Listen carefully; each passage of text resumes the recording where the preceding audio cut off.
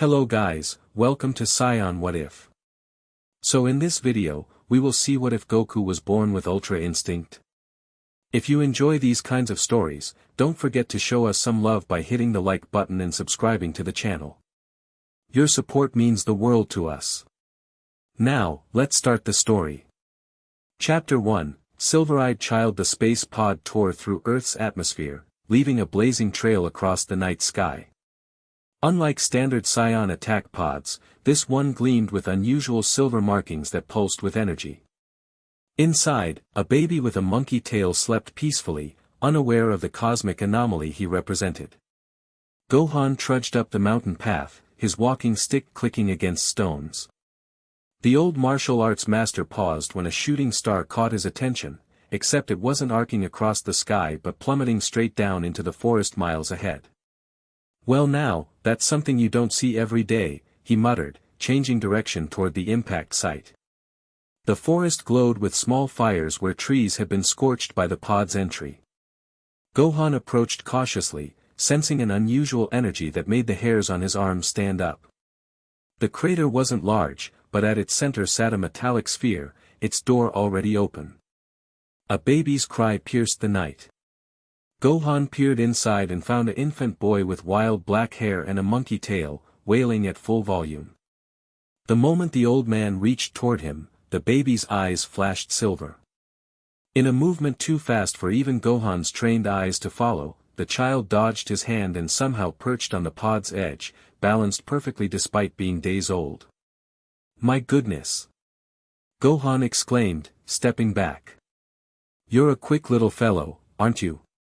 The baby's silver eyes faded to normal dark ones. He blinked at Gohan, then giggled and raised his tiny arms. "No parents around, huh?" Gohan looked at the strange markings etched into the pod, symbols he'd never seen before, pulsing with faint energy. "Can't leave you out here alone. Guess you're coming home with me, little one." He reached for the baby again, more slowly this time. The infant allowed himself to be picked up, curling his monkey tail around Gohan's wrist. "I'll call you Goku," Gohan decided, cradling the child. "Son Goku." Gohan realized something was different about his adopted grandson within days. Baby Goku possessed strength no infant should have, breaking wooden toys with a casual grip and punching through his crib walls when upset. But most unusual were his reflexes. Whenever danger approached, a falling branch, a startled forest animal, even Gohan's hand moving too quickly, Goku's eyes would flash silver, and he'd move with impossible precision. "You're special, Goku," Gohan told the baby, who cooed back without understanding. "But we need to teach you control." 6 months later, Gohan woke to crashing sounds outside his small mountain home. He rushed out to find toddler Goku surrounded by the splintered remains of a massive tree. The child sat playing with a squirrel, completely unharmed. "Goku. What happened?" Gohan asked, surveying the destruction. Goku pointed upward and babbled something incomprehensible. Gohan pieced it together, the dead tree must have been falling, and somehow Goku had not only dodged it but apparently shattered it before it could hit the house. "Your instincts protected both of us," Gohan marveled. "But we can't have you destroying the forest, little one." Training began that day. Not to teach Goku strength, he clearly had plenty, but to teach him control, restraint, and most importantly, when not to fight. Gohan knew that a child with such power needed discipline above all else. By age 4, Goku moved through Gohan's martial arts katas with flawless precision, never needing to be shown a move twice. His power grew daily, but something troubled the old master. Whenever they sparred, Gohan noticed Goku's attacks and defenses came too easily. The boy wasn't thinking, just reacting. "Goku, stop," Gohan said during one training session. "You're not focusing." "But I hit all the targets, Grandpa," the boy protested, his wild hair bobbing as he bounced on his toes. "Yes, but you don't know why or how. Your body moves on its own." Goku scratched his head. "Isn't that good?" "No. True mastery comes from understanding." Gohan tapped Goku's forehead. Your mind must be as sharp as your body. Let's try something different. Gohan blindfolded Goku and instructed him to dodge thrown pinecones using only his senses, not his instincts. The exercise failed spectacularly.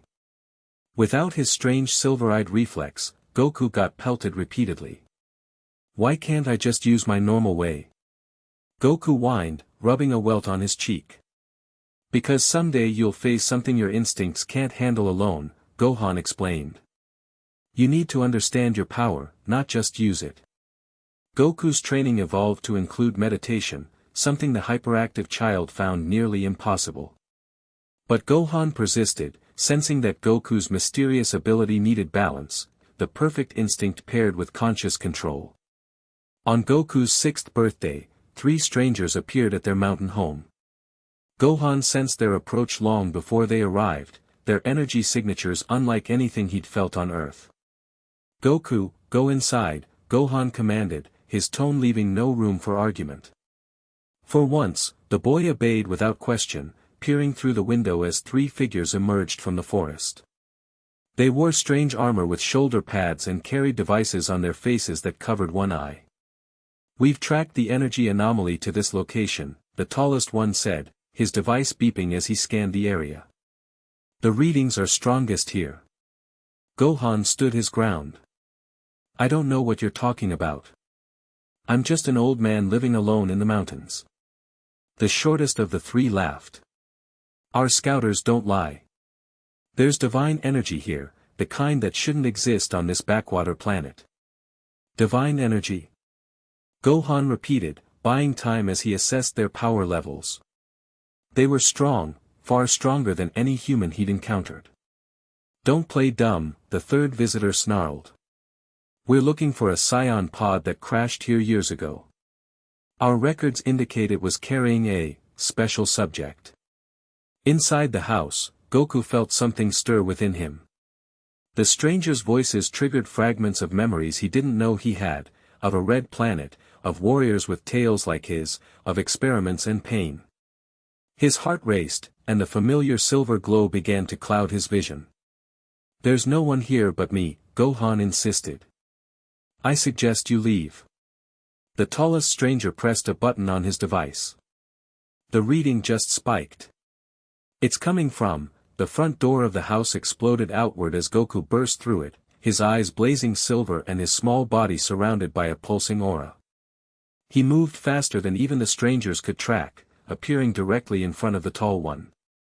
Leave Grandpa alone, he shouted, his voice carrying an echo that didn't belong to a child. It's him, the short one exclaimed. The Ultra Instinct subject. The tall stranger reached for Goku, but his hand never made contact. Goku's body shifted automatically, and suddenly the stranger was flying backward, crashing through several trees before coming to a stop. Gohan had never seen Goku move like this, with intent and fury behind his instincts. Goku, control yourself. But the boy was beyond hearing. The other 2 strangers activated weapons from their armor, firing energy blasts that Goku dodged effortlessly, the silver aura around him intensifying. Impossible, one muttered. He's just a child. The experiment wasn't supposed to. Goku's hand shot forward, and a pulse of energy knocked both remaining strangers off their feet. He advanced on them, his small face uncharacteristically cold. Goku, stop! Gohan shouted, placing himself between the boy and the strangers. This isn't you. The silver in Goku's eyes flickered. Grandpa, they want to hurt you. Violence isn't always the answer, Gohan said gently. Remember what I taught you. The aura around Goku began to fade. The strangers used the distraction to retreat, activating devices on their wrists that surrounded them with light before they disappeared. Goku collapsed to his knees, the silver completely gone from his eyes. Grandpa, who were they? Why did they make me feel so angry? Gohan knelt beside him, deeply troubled. I don't know, Goku. But they knew what you are, and that means others will come looking too. That night, after Goku fell asleep, Gohan retrieved an old wooden box hidden beneath the floorboards. Inside was a small orange sphere with 4 stars floating within it, a Dragon Ball, one of 7 mythical artifacts he'd discovered in his youth. Legend said that gathering all 7 would summon a dragon capable of granting wishes. I hoped I'd never need to use this, Gohan murmured. But I need answers about who, or what, my grandson truly is. Gohan intensified Goku's training after the stranger's visit. He taught the boy to suppress his energy, to fight without relying solely on his silver-eyed state, and most importantly, to question when fighting was necessary at all. Your power doesn't make you special, Goku, Gohan reminded him daily. How you use it does. Goku took the lessons to heart, though controlling his instincts remained challenging. Whenever he was truly threatened, the silver would come unbidden, taking over his movements. One afternoon when Goku was 8, he returned from fishing to find their home destroyed and Gohan badly injured, lying amid the rubble. "Grandpa," he cried, rushing to the old man's side. "What happened?" Gohan coughed weakly. "They came back. More of them. Looking for you." "Who? The same people from before?" "No. Something worse." Gohan gripped Goku's hand. "Listen carefully. There's a ball in my pocket, like the one in the box. Take it. Find the others. They'll lead you to answers." "I don't want answers. I need to get help." Goku's eyes began to flash silver as panic set in. "Control it," Gohan whispered. "Remember, your power is yours to command. Not the other way around. Grandpa, please don't go." Tears streamed down Goku's face as the silver flickered in and out of his eyes. "Promise me, you'll use your gift to protect, not destroy." Gohan's voice grew fainter. "Find Master Roshi. Tell him I sent you."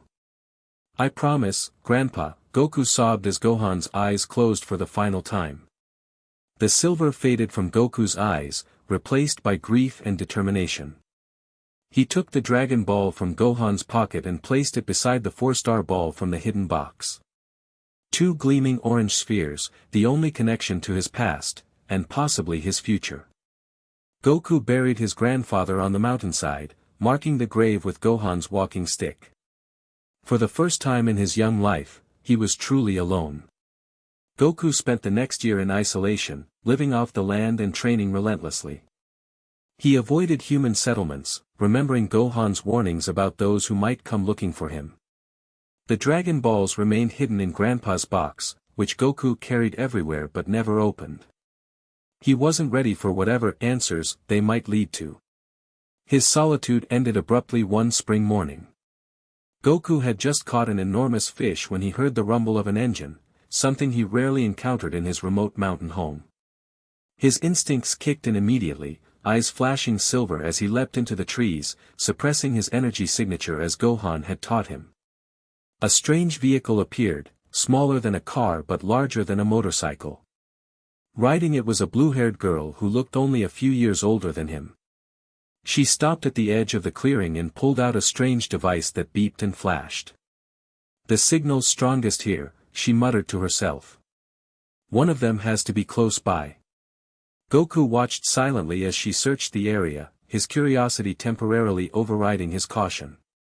The girl wasn't like the strangers who'd threatened Gohan, her energy felt different, purely human. And she seemed to be looking for something specific, consulting her device repeatedly.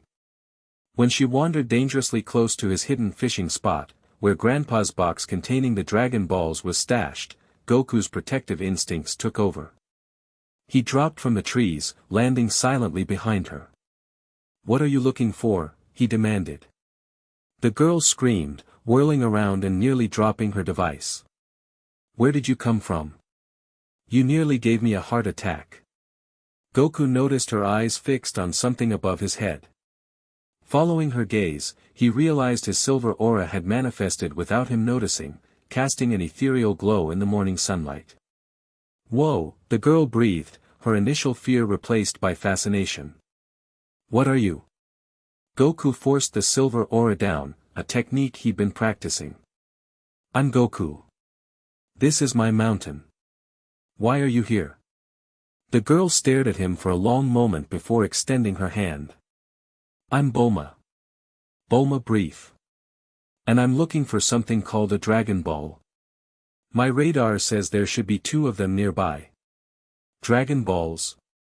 Goku tensed, his hand instinctively moving toward the pouch at his side where he kept his grandfather's box. What do you want with them? Bulma's eyes widened. You know about the Dragon Balls? Wait, do you actually have them? She looked at her radar again, then at Goku's pouch. You do. You have 2 of them. They were my grandpa's, Goku said defensively. What do you want them for? Legend says if you collect all 7, a dragon appears and grants you any wish, Bulma explained, her voice excited. I already found 2 others. See?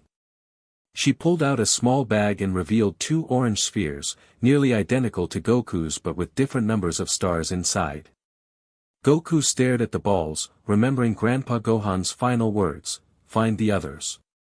They'll lead you to answers. My grandpa told me to find all of them, Goku admitted. But I don't know why. Bulma's expression softened. Maybe we can help each other then. I'm searching for them to make a wish, and you need answers. We could travel together. Goku hesitated. Grandpa had warned him about strangers, but he'd also told him to find the Dragon Balls. And this girl didn't feel dangerous, her energy was bright and curious, not threatening. What would you wish for? Goku asked cautiously. Bulma blushed. Oh, you know, maybe the perfect boyfriend or something. Goku's serious expression broke into laughter. That's what you'd use a magical wish for. Grandpa would say that's silly. Hey!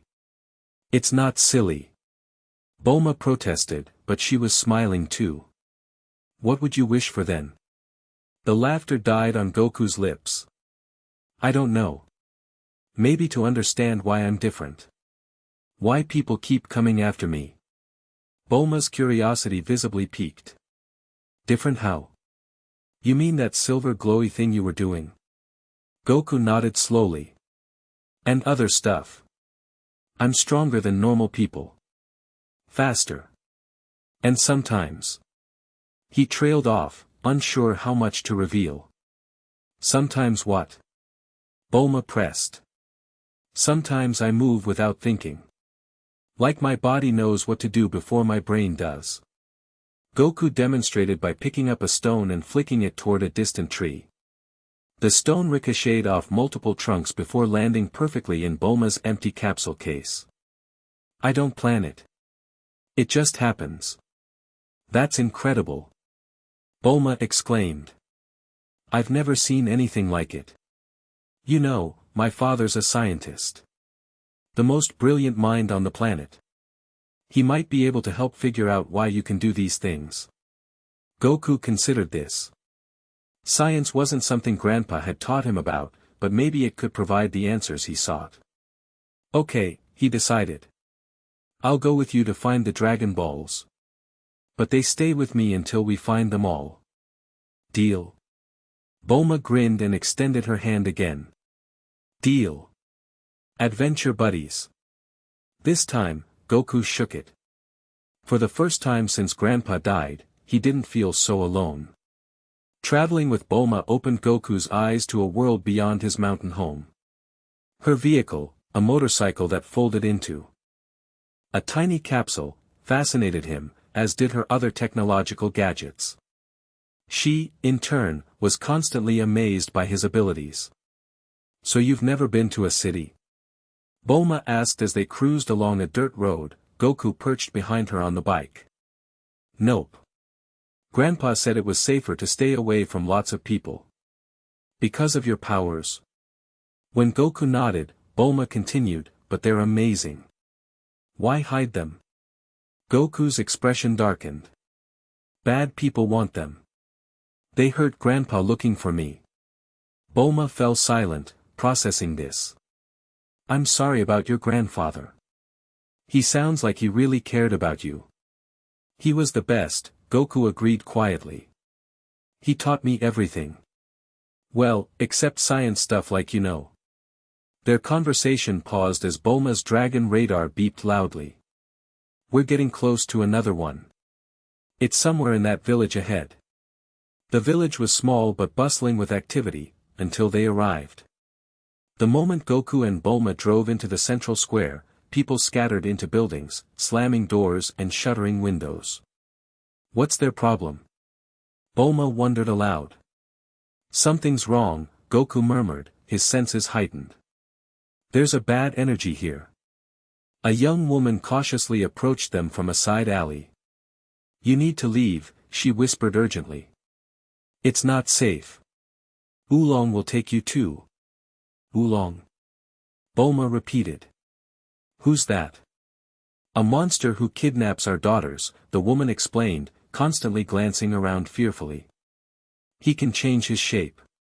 No one knows what he really looks like. He's already taken 5 girls from our village. Goku's eyes narrowed. Where does he take them? To his castle in the mountains. Please, you must go before he returns. He comes every afternoon to choose a new girl. Bulma checked her radar again. The Dragon Ball is in this village somewhere. We can't leave yet. She turned to Goku. Maybe we could help these people while we're here. Stop this Oolong guy.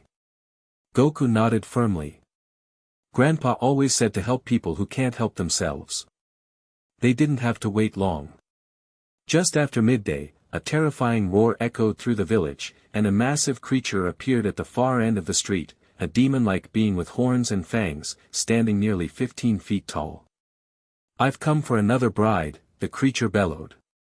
Bring me your most beautiful daughter. Villagers cowered in their homes. The woman who had warned them earlier was dragged out by an elderly man, presumably her father. Please, take Pachamama, the old man begged. She's my only daughter, but we must appease you.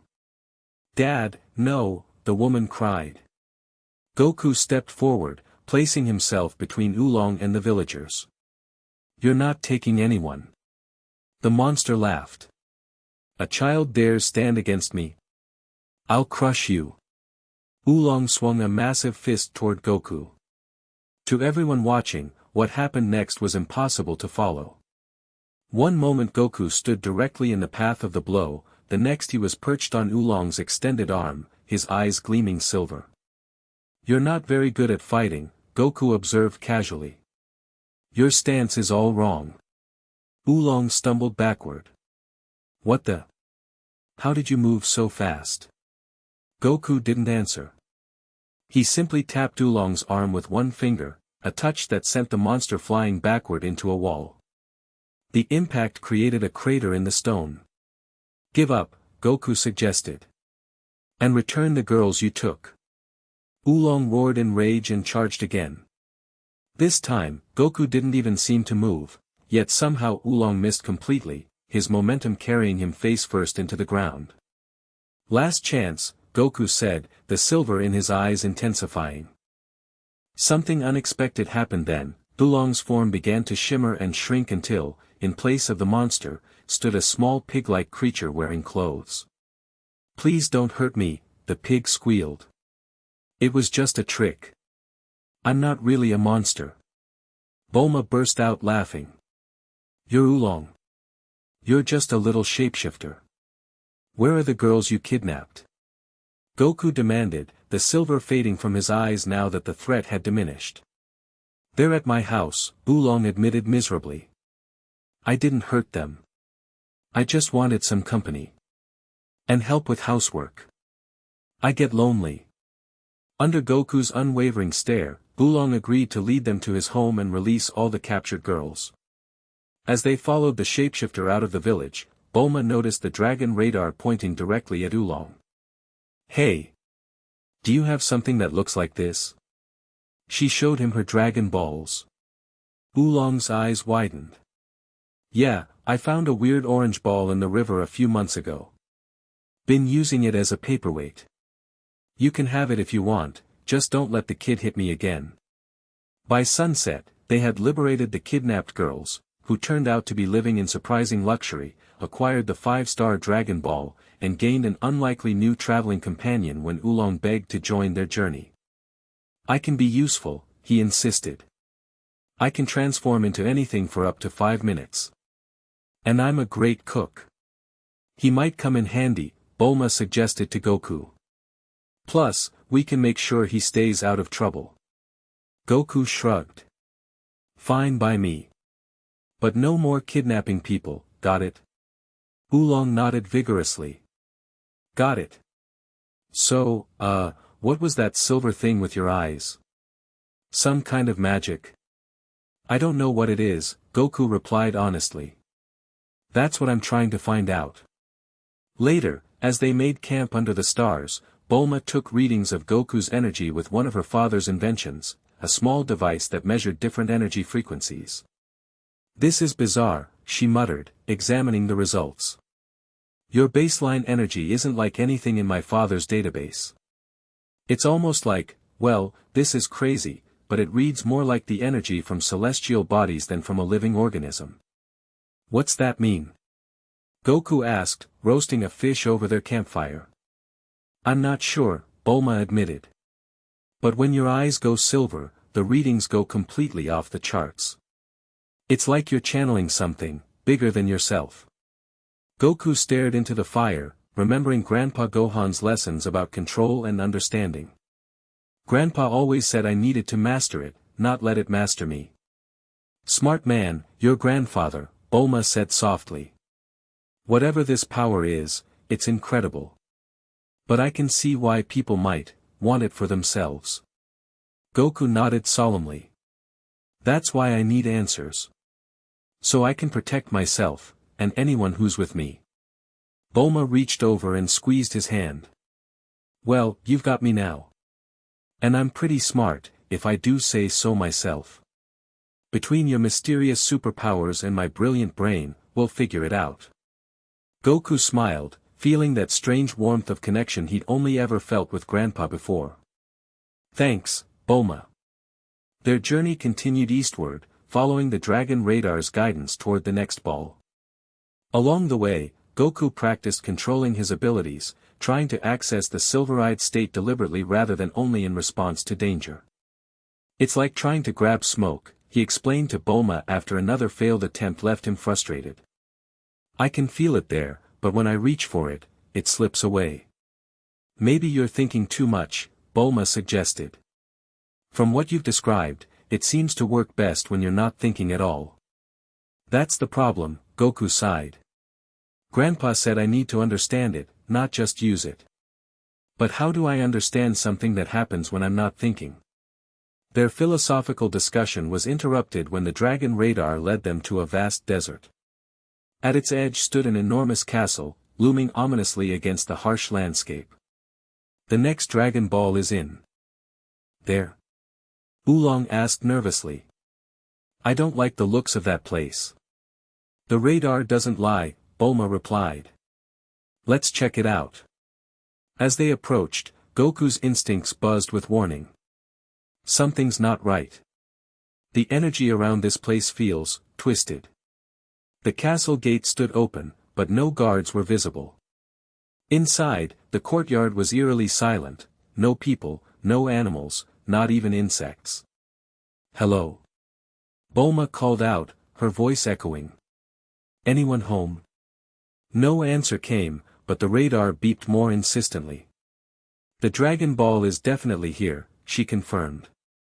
Upstairs, I think. They climbed a grand staircase and followed winding corridors until they reached a set of ornate double doors. The radar pointed directly at them. It's in there, Bulma whispered. Goku pushed the doors open to reveal a luxurious bedroom. Seated at a vanity was a beautiful woman with long black hair, her back to them as she brushed her hair. Excuse me, Goku began politely, but I think you have something that belongs. The woman turned, and Bulma gasped in horror.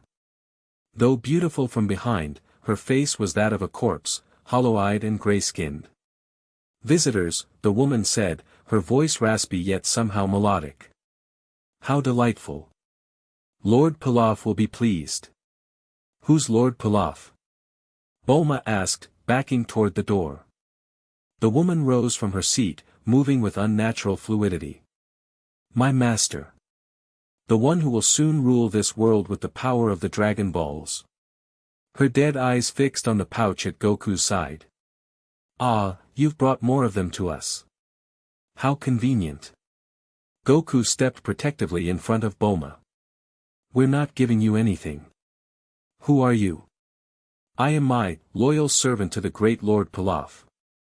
She gestured to her grotesque face. Or what remains of her, at least. My body died long ago, but my master's magic keeps me functional. Oolong squealed in terror. She's a zombie. I'm outta here.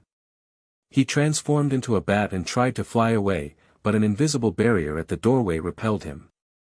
No one leaves without Lord Pilaf's permission, Mai informed them coolly. Now, hand over your Dragon Balls, and perhaps he'll let you join his undead army rather than his dinner plate. Not happening, Goku replied, his eyes beginning to shimmer with silver.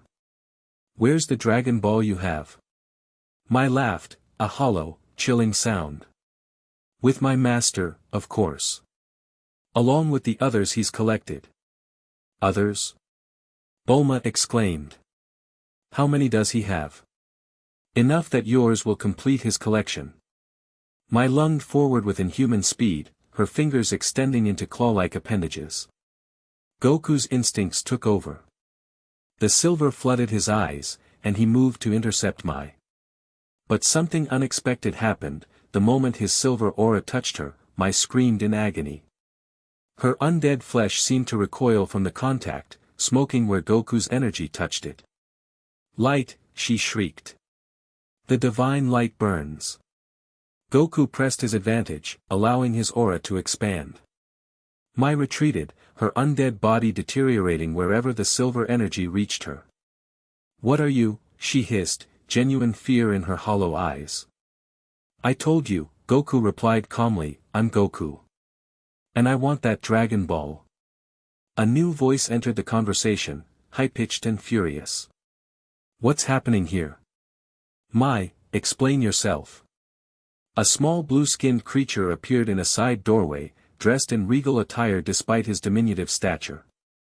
Around his neck hung a necklace with 3 Dragon Balls. Lord Pilaf. Mai gasped. This boy, he wields the divine light. It burns through your magic. Pilaf's eyes widened as he took in Goku's silver aura. Impossible. No mortal can channel divine energy. Bulma stepped forward, her scientific curiosity overcoming her fear. Divine energy? Is that what it is? Silence, girl. Pilaf snapped. This is not for mortal understanding. The boy is an abomination, a living vessel for power that belongs to the gods alone. Goku's concentration wavered at these words, the silver in his eyes flickering. Gods? What do you mean? Pilaf smiled maliciously, recognizing the uncertainty in Goku's voice. You don't even know what you are, do you? How pathetic. That power you wield so clumsily is Ultra Instinct, the state of perfect movement that even gods spend millennia trying to achieve. And somehow, you, a mere child, were born with it. How do you know this? Bulma demanded. I've studied the ancient texts for decades, Pilaf boasted. Learned secrets beyond mortal comprehension. That's how I discovered the Dragon Balls and the magic to create my undead servants. He glared at Goku. But I never expected to encounter an Ultra Instinct user, especially not an untrained child. Goku maintained his silver aura, but Pilaf's words troubled him. Was this the answer he'd been seeking? Was his power truly something divine? Give us your Dragon Balls, Goku demanded, refocusing. And we'll leave peacefully. Pilaf laughed. I think not. Mai may be vulnerable to your divine energy, but I have other servants. He snapped his fingers, and dozens of undead warriors poured into the room, surrounding them. These fallen fighters can't be destroyed so easily. Goku assessed the situation quickly. There were too many to fight while protecting Bulma and Oolong. He needed a different approach. Bulma, he whispered, when I say run, grab Oolong and head for the window. The window? But we're 3 stories up. Trust me. Goku closed his eyes, remembering Grandpa Gohan's teachings about energy manipulation. If his silver aura burned Mai's undead flesh, perhaps. He concentrated, drawing the silver energy inward, then pushing it out in a sudden explosive wave. Run! The burst of divine energy knocked back the undead warriors, temporarily disorienting them. Bulma grabbed Oolong and dashed for the window, Goku right behind them. Without hesitation, he scooped them both up and leapt through the glass, his silver aura surrounding them as they plummeted toward the ground. Bulma screamed, but their landing was gentle, Goku's instincts controlling their descent perfectly. The moment they touched down, he set them on their feet. We need to move. They'll be after us. True to his prediction, undead warriors were already pouring out of the castle gates, with Pilaf shouting orders from a balcony. Don't let them escape. The child must not leave with his power intact. They ran into the desert, but soon found themselves surrounded as more undead emerged from the sand itself. There's no end to them, Bulma panted, her back against Goku's as they formed a defensive circle. Goku's mind raced.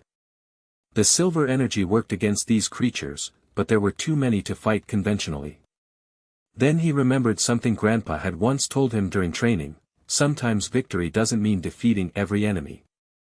Sometimes it means changing the battlefield itself.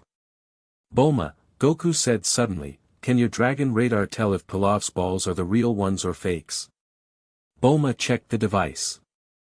They're real. All 3 are showing up on the scan. Goku nodded, a plan forming. Then here's what we do.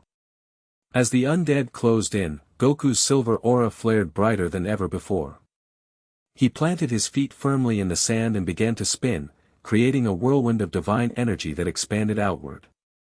The undead caught in its path disintegrated, their magic unable to withstand the purifying force. Keep going. Bulma encouraged, watching in awe. Goku pushed harder, drawing on reserves of power he hadn't known he possessed. The whirlwind became a cyclone, lifting sand into a massive dust storm that engulfed the entire area. Under cover of the sandstorm, Goku grabbed Bulma and Oolong. Hold tight, he instructed, then launched them all into the air with a powerful leap. The dust storm provided perfect cover as Goku navigated back toward the castle, his instincts guiding him unerringly despite the zero visibility. They landed on the balcony where Pilaf had stood minutes before. He'll have the balls with him, Goku reasoned as they slipped inside. People like him don't let valuable things out of their sight. They found Pilaf in a central chamber, frantically gathering scrolls and magical artifacts as the castle shook from the force of Goku's sandstorm outside. The dragon balls still hung around his neck. Going somewhere? Goku asked, his silver eyes casting an eerie glow in the darkened room. Pilaf spun around, his face contorted with rage and fear. You! How did you get past my army? I changed the rules, Goku replied simply.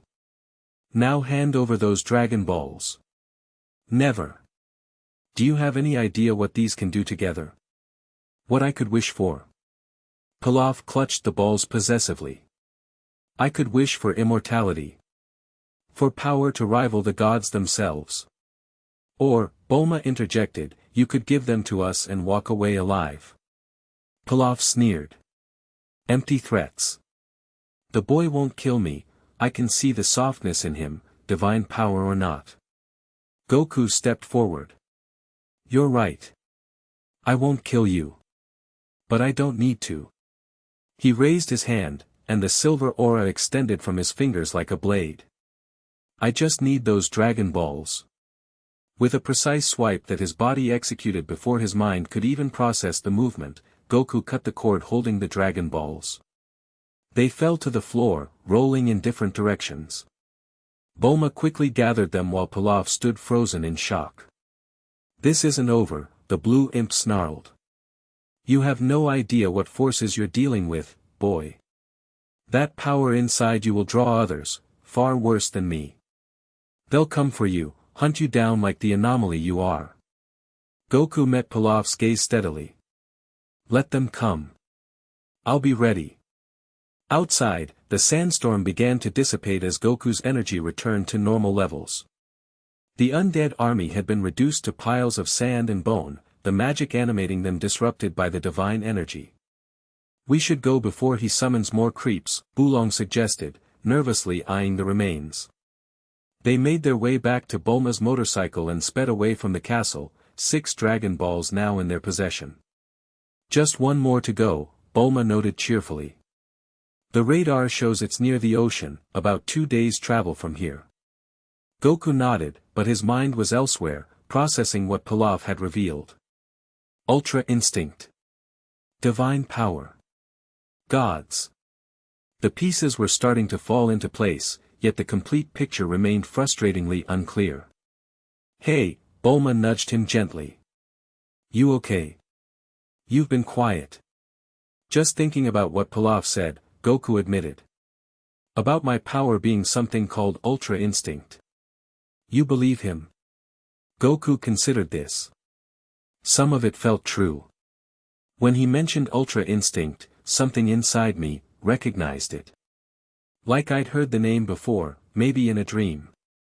Bulma glanced at him with concern. "Whatever it is, it's part of you, not something to be afraid of." "I'm not afraid," Goku clarified. "I just want to understand." Grandpa always said understanding was the key to mastery. Oolong, who had been pretending not to listen, chimed in. "If it helps, there are legends about gods with silver eyes who move without thinking. Old stories my grandmother used to tell. I always thought they were just myths." Goku turned to the shapeshifter with renewed interest. "What else did the legends say?" "Not much I can remember clearly," Oolong admitted. "Something about perfect movement being the highest state of combat. That even gods struggle to achieve it because it requires completely emptying the mind while maintaining awareness." "That sounds exactly like what happens to me," Goku realized. "My body moves on its own, but I'm still aware of everything." Bulma revved the motorcycle's engine as they hit open road. "One thing's for sure, Pilaf won't be the last person interested in your abilities. We need to find that last Dragon Ball and make our wishes before someone else causes trouble." The final Dragon Ball proved more challenging to acquire than the others. Located in a seaside village, it had become the prized possession of a local gang leader named General Blue, a man with mysterious powers of his own. "The radar says it's in that compound," Bulma whispered as they crouched behind rocks overlooking a military-style base. "Heavily guarded too." Goku studied the patrol patterns of the guards. "I could probably get in and out without being seen, but..." "But what?" Oolong asked. "It feels wrong to just take it," Goku admitted. "We should try asking first." Bulma and Oolong exchanged incredulous looks. "Ask a gang leader to give up his prized possession? Are you serious?" Bulma demanded. "Grandpa always said to try the peaceful approach first," Goku insisted. "If that doesn't work, then we try something else." Despite their objections, Goku walked openly toward the compound's main gate. The guards immediately raised their weapons. "Halt! This is private property. I need to speak with General Blue," Goku announced calmly. "About the orange ball with stars inside it." The guards exchanged glances before one spoke into a radio. After a brief conversation, they lowered their weapons. "The general will see you. Follow me." Bulma and Oolong watched in disbelief as Goku was escorted inside. "Either he's the bravest kid I've ever met, or the craziest," Bulma muttered. Inside the compound, Goku was led to an opulent office where a striking blonde man in a military uniform sat behind a desk. On a pedestal beside him, displayed like a trophy, was the 7-star Dragon Ball. "I'm told you're interested in my good luck charm," General Blue said, his voice cultured and precise. "May I ask why?" "It's part of a set," Goku explained honestly. "I have the other 6, and I need all 7. General Blue raised an eyebrow. "Direct, aren't you? And what happens when all 7 are gathered?" "A dragon appears and grants a wish." Blue laughed. "A charming fairy tale. Yet you believe it enough to walk into my headquarters alone and unarmed." His eyes narrowed. "Unless you're not as unarmed as you appear. There's something unusual about you." Goku met the man's gaze steadily. "I could have tried to steal it, but that didn't seem right. I'd rather trade for it or earn it fairly." "Earn it?" Blue seemed genuinely amused. "And how would a child propose to earn something I value so highly?" "I could work for you. Or fight for you," Goku suggested. "Or maybe there's something else you want more than that ball." General Blue studied Goku with increasing interest. "Perhaps there is. I've heard rumors of a child with extraordinary abilities, silver eyes and movement too fast to follow. A child who dismantled an undead army single-handedly." He leaned forward. "Would you happen to know anything about that?" Goku tensed slightly. News traveled fast. "Maybe." "Show me," Blue commanded. "Show me this power, and the Dragon Ball is yours." It was a reasonable request, but something in Blue's tone made Goku hesitate. The man's energy felt wrong, not evil like Pilaf's, but cold and calculating, with an undercurrent of something Goku couldn't identify. "I need to be sure you'll keep your word," Goku countered. "The ball for a demonstration, that's the deal." Blue's handsome face hardened momentarily before he smiled again. "Very well. A demonstration first, then the ball. I am a man of my word." He stood and led Goku to a training area behind the main building. A group of soldiers were engaged in combat exercises, stopping to attention when Blue appeared. "This boy claims to possess extraordinary reflexes," Blue announced. "Let's test them, shall we? Morris, Jackson, Torres, attack him. Non-lethal force only." 3 soldiers stepped forward, circling Goku warily. They were well trained and moved with confidence, but Goku could sense their hesitation at fighting a child. "Don't hold back," Goku encouraged them. "I can handle it." The first soldier lunged with a swift kick aimed at Goku's midsection, a strike meant to wind, not seriously injure. Goku didn't consciously decide to dodge, his body simply wasn't there when the kick arrived. He appeared behind the soldier, tapping him lightly on the shoulder. "Too slow," he said kindly. The other 2 attacked simultaneously from different angles. Again, Goku's body moved instinctively, weaving between their strikes with fluid grace. He wasn't using his full Ultra Instinct yet, just the enhanced reflexes that came naturally to him. General Blue watched with growing excitement. "Impressive, but hardly the display I was hoping for. Perhaps we need to raise the stakes." He snapped his fingers, and suddenly all the soldiers in the yard, at least 20, converged on Goku with weapons drawn.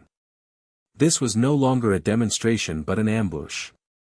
"Show me your true power," Blue commanded, "or my men will show no mercy." Goku realized he'd been tricked, but there was no time for anger. As the soldiers closed in, he allowed his instincts to take over fully. The familiar silver flood filled his eyes, and time seemed to slow around him. He moved through the soldiers like water flowing around rocks, never striking back but simply redirecting their momentum and avoiding every attack with perfect precision. To the watching General Blue, it appeared as if Goku was dancing through a storm of blades and fists without effort. "Magnificent," Blue breathed, his eyes gleaming with avarice. "Truly divine movement." When all the soldiers lay on the ground, exhausted but unhurt, Goku turned to face Blue, the silver still glowing in his eyes.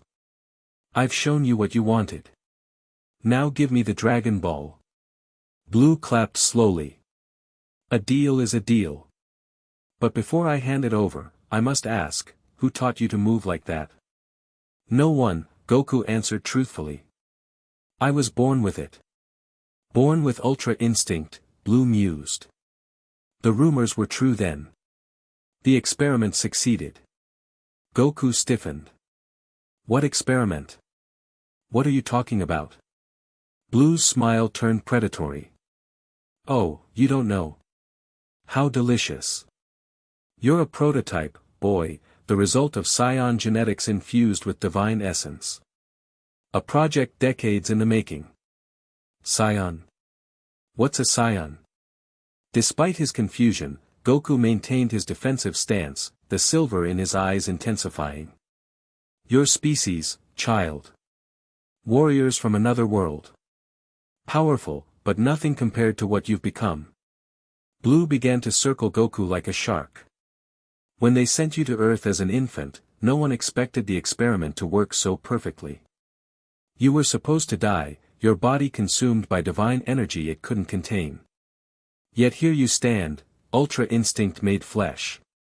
Goku's mind raced, pieces falling into place. The strangers who had come for him years ago, calling him a special subject. His tale, unlike any human's.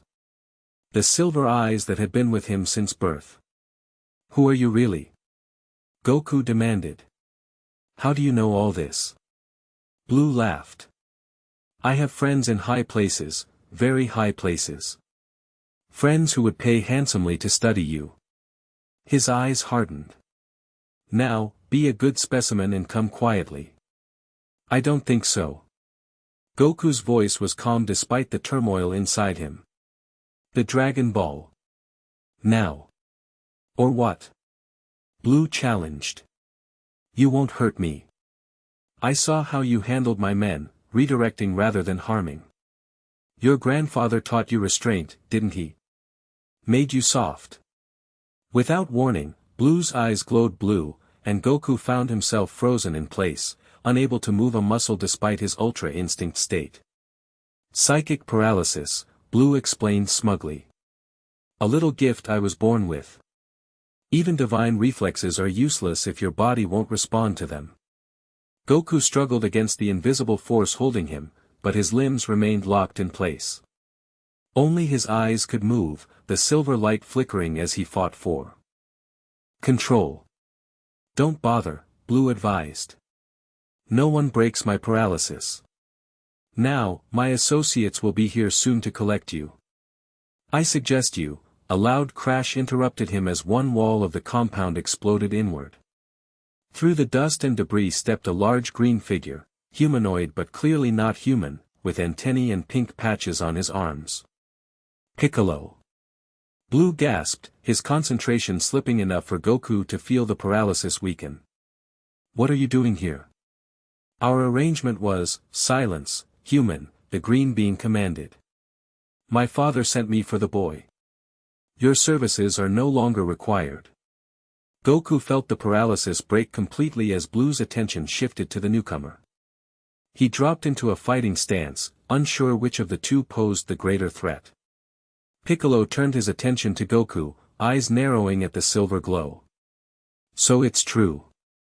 A child with the power of gods. He extended a hand toward Goku. Come with me willingly, and I'll spare these humans. Resist, and I'll destroy this entire region. I'm not going anywhere with either of you, Goku replied firmly. I just want the Dragon Ball. Blue, recovering from his surprise, laughed nervously. Now, Piccolo, let's discuss this reasonably. I found the boy first, and my buyers. Piccolo silenced him with a casual energy blast that sent Blue crashing through his desk. Your greed bores me, human. The Green Warrior returned his focus to Goku. You don't yet understand what you are or the threat you pose to this world. My father, Piccolo Daimao, has foreseen the destruction you will bring if left unchecked. I'm not a threat, Goku protested. I don't want to hurt anyone. Intentions are irrelevant. Your power disrupts the natural order. Piccolo raised his hand again, energy gathering in his palm. Last chance. Come willingly or watch these humans die. Goku's mind raced. He couldn't risk the lives of everyone in the compound, but surrendering wasn't an option either. He needed a third choice. His eyes fell on the Dragon Ball, still displayed on its pedestal across the room. If he could just reach it. Drawing on every lesson Grandpa Gohan had taught him about energy manipulation, Goku focused his Ultra Instinct not on movement but on speed, pure, explosive speed. The silver in his eyes blazed brighter than ever before, and he launched himself toward the pedestal in a blur of motion too fast for even Piccolo to track. His hand closed around the Dragon Ball just as Piccolo released his energy blast. Instead of dodging, Goku turned to face it directly, instinctively raising the Dragon Ball before him. What happened next astonished everyone present. The energy blast struck the Dragon Ball and reflected back at Piccolo, who barely managed to dodge his own attack. More importantly, all 7 Dragon Balls, the 6 in Goku's pouch and the 1 in his hand, began to glow with brilliant golden light. The balls are resonating, Piccolo realized, his expression shifting from confidence to concern. No. It's too soon. Goku felt a surge of power unlike anything he'd experienced before. The Dragon Balls floated from his pouch, arranging themselves in a circle around him along with the 7th. Their glow intensified until it rivaled the silver of his Ultra Instinct. What's happening? Goku wondered aloud, more curious than afraid. A familiar voice answered, Bulma, who had apparently followed him into the compound during the chaos. They're activating, Goku. The Dragon Balls are responding to you. From outside came the sound of thunder, though the sky had been clear moments before. Dark clouds gathered with unnatural speed, blotting out the sun. Make a wish, Goku. Bulma urged, racing to his side. Quickly, before someone stops us. Piccolo lunged forward. No. The dragon must not be summoned. But it was too late.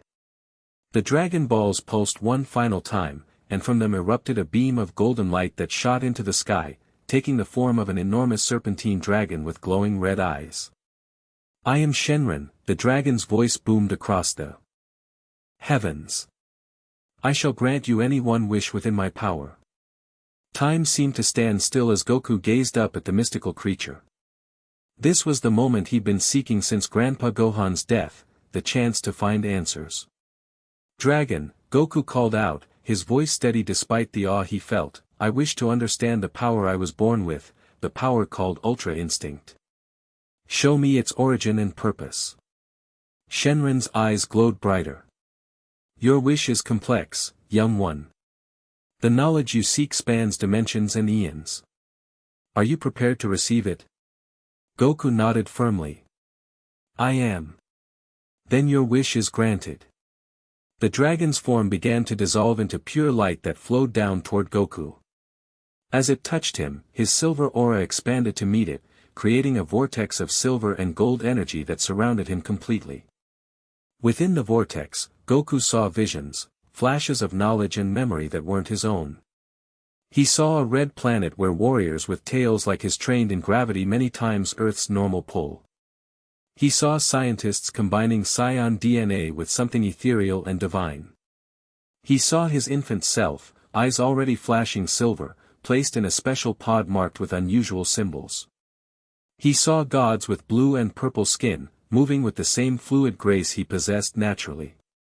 He heard them speak of Ultra Instinct, the perfect state of combat where thought and action became one, a state they spent countless lifetimes trying to achieve. And he saw the cosmic balance, how his existence disrupted patterns established since the beginning of time, drawing attention from forces beyond mortal comprehension. When the visions faded, the Dragon Balls rose into the air, flashed brilliantly, and then scattered in 7 different directions across the world, turned to stone for the next year until their power returned. Goku stood motionless, processing everything he had learned. Piccolo watched him warily, uncertain what knowledge the dragon had imparted. Blue remained unconscious amid the ruins of his office, forgotten by all.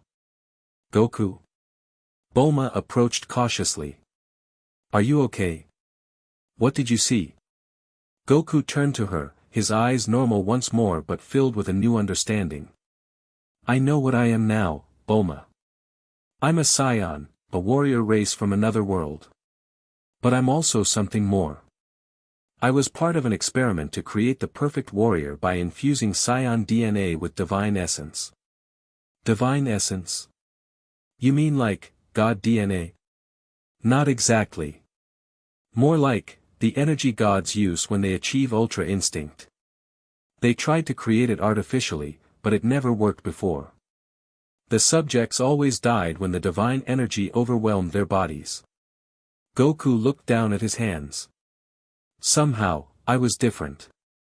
My body adapted to the energy instead of being destroyed by it. Piccolo stepped forward, his hostility diminished but caution still evident. That explains why my father sensed you as a threat.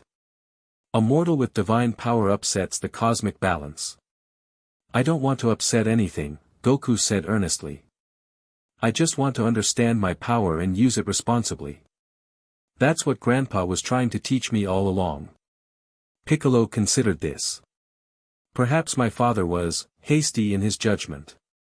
I will observe you further before deciding if you must be eliminated. Gee, thanks, Bulma muttered sarcastically. Goku faced Piccolo directly. I don't want to fight you, but I will if I have to. Earth is my home, and I'll protect it, and everyone on it. To his surprise, Piccolo nodded with something resembling respect. We will meet again, Goku. When we do, we shall see if you truly understand the power you wield. With those words, he rose into the air and flew away. As the dust settled, Bulma hugged Goku tightly. Well, that was intense. Did you really learn all that from the dragon? Goku nodded. And more. I need to train differently now. Not just my body, but my mind and spirit too. I need to understand Ultra Instinct completely, not just use it by accident. Where do we start?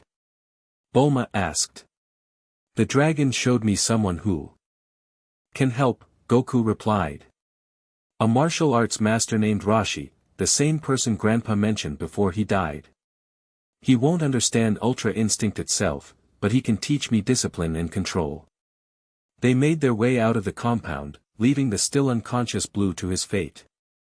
Outside, Oolong waited with Bulma's motorcycle, visibly relieved to see them both unharmed. Did you get the Dragon Ball? What happened in there? Was that a dragon I saw in the sky? Goku smiled, feeling lighter despite the burden of knowledge he now carried. It's a long story. I'll tell you on the way to Master Rashi's. As they rode away from the seaside village, Goku gazed up at the sky, pondering everything he'd learned. He was an anomaly, a being never meant to exist, with power that rightfully belonged to gods. Yet here he was, a child on Earth, with friends and a home he loved. You know what, guys, he said suddenly. I think Grandpa was right all along. It doesn't matter where I came from or why I have these powers. What matters is how I use them. Bulma glanced back at him with a warm smile. Sounds like your grandpa was a pretty wise man. The wisest, Goku agreed. And I'm going to make him proud. As they continued their journey, Goku couldn't shake the feeling that this was just the beginning. The dragon's visions had shown him glimpses of challenges to come, other scions, gods of destruction, cosmic entities drawn to his unique energy signature. But for the first time, he didn't feel afraid or confused. He had answers now, and with them, a purpose. The silver-eyed child had taken his first step toward becoming what no one, not even the gods, had anticipated, a mortal with divine power and the heart to use it wisely. Chapter 2, Divine Disruption, Focus, Goku. Empty your mind completely.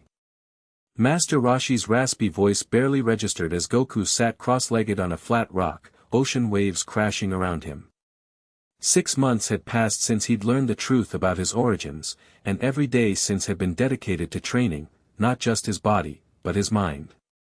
I'm trying, Goku muttered, eyes closed tight. But it's hard to think about not thinking. That's precisely the problem. Rashi adjusted his sunglasses. Ultra instinct isn't something you activate by concentrating harder. It's the absence of thought, pure, instinctive action.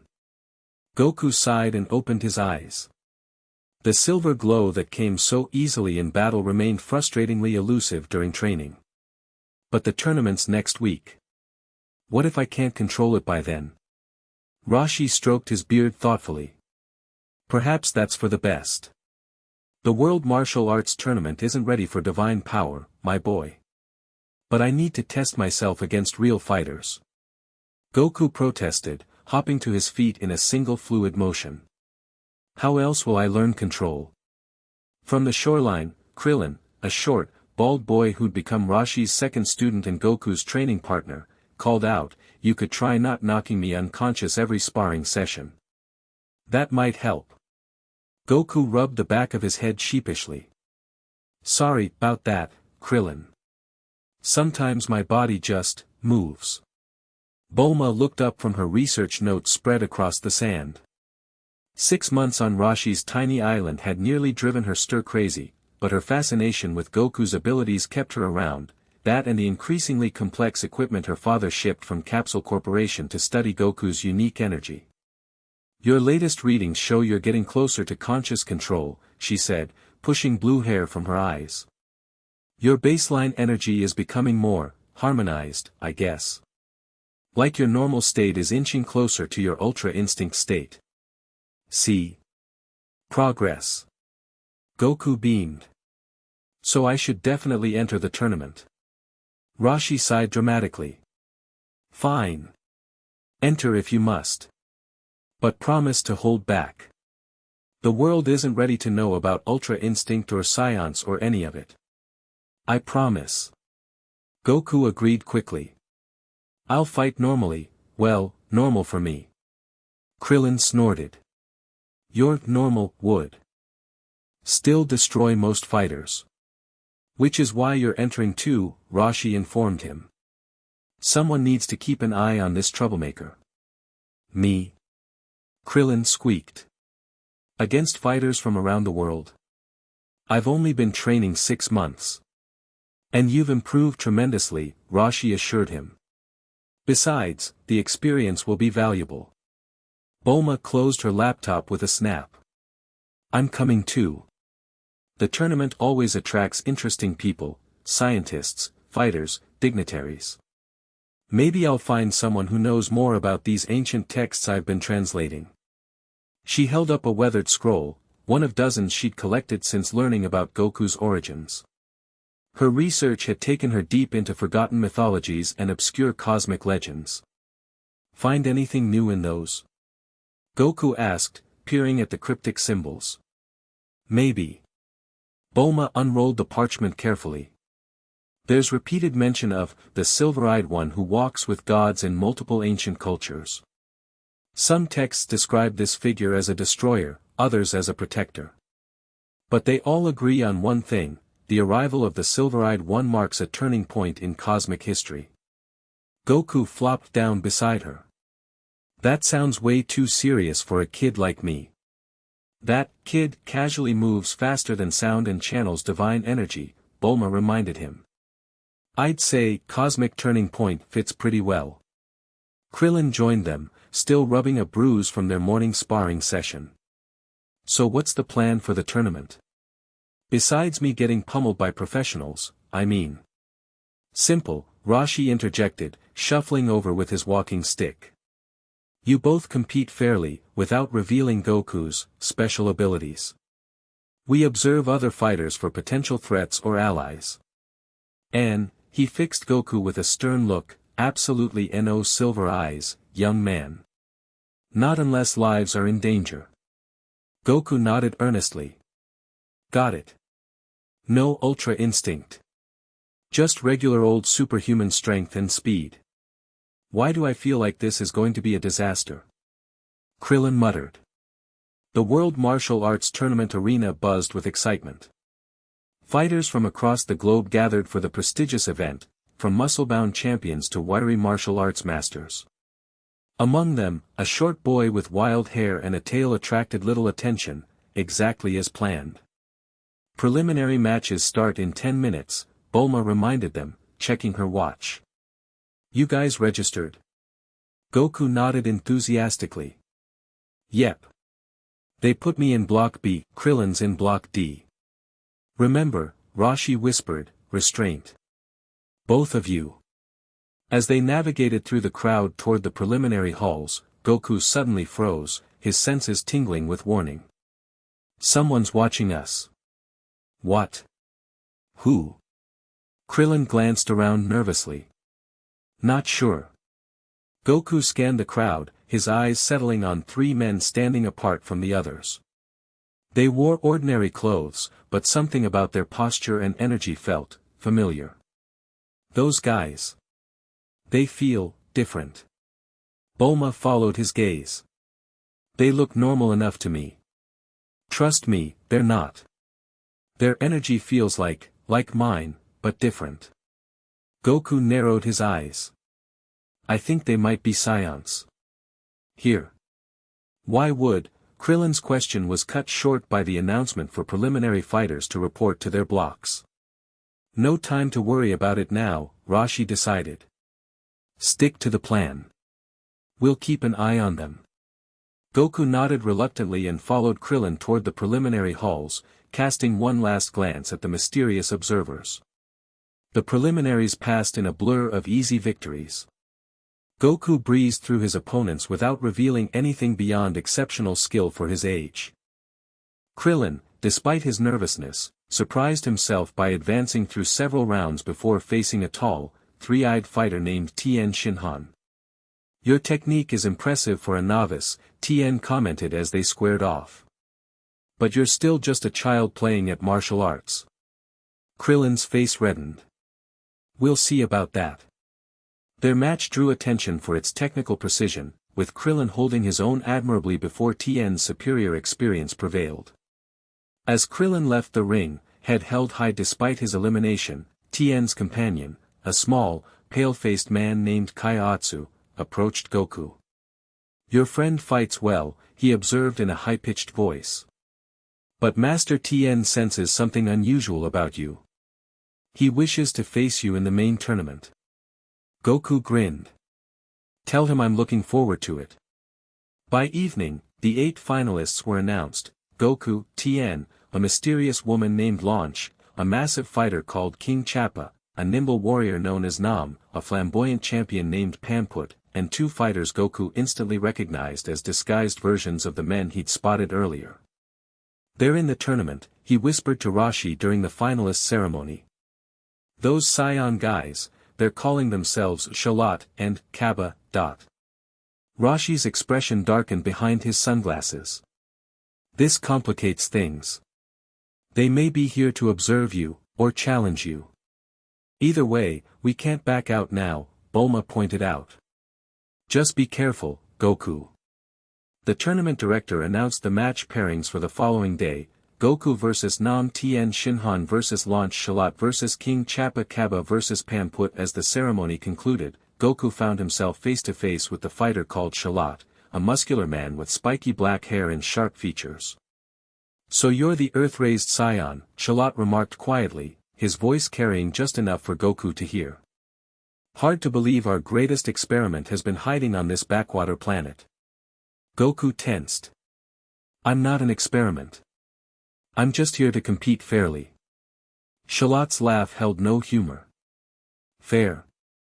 Nothing about you is fair, kid. But don't worry, we're just here to observe. For now. He leaned closer. Show us what Ultra Instinct really looks like, and maybe we'll tell you why you were really sent to Earth. Before Goku could respond, Shalat walked away, joining his companion Kaba at the exit. What did he say to you? Bulma asked, hurrying over. They know what I am, Goku replied grimly. And they want me to show them Ultra Instinct. Krillin gulped. Are you going to? Goku shook his head firmly. No way. I promised Master Rashi. Plus, something tells me giving them what they want is the last thing I should do. The tournament arena erupted with cheers as Goku stepped onto the platform for his first match. Nam, his opponent, was a serious man with impressive technique who had nearly won the previous tournament. "I fight for my village," Nam informed Goku as they bowed to each other. "The prize money will buy water for my people during the drought." "That's a good reason to fight," Goku acknowledged. "I'll try not to embarrass you, but I can't let you win." Nam smiled slightly. "Your confidence is admirable, young one."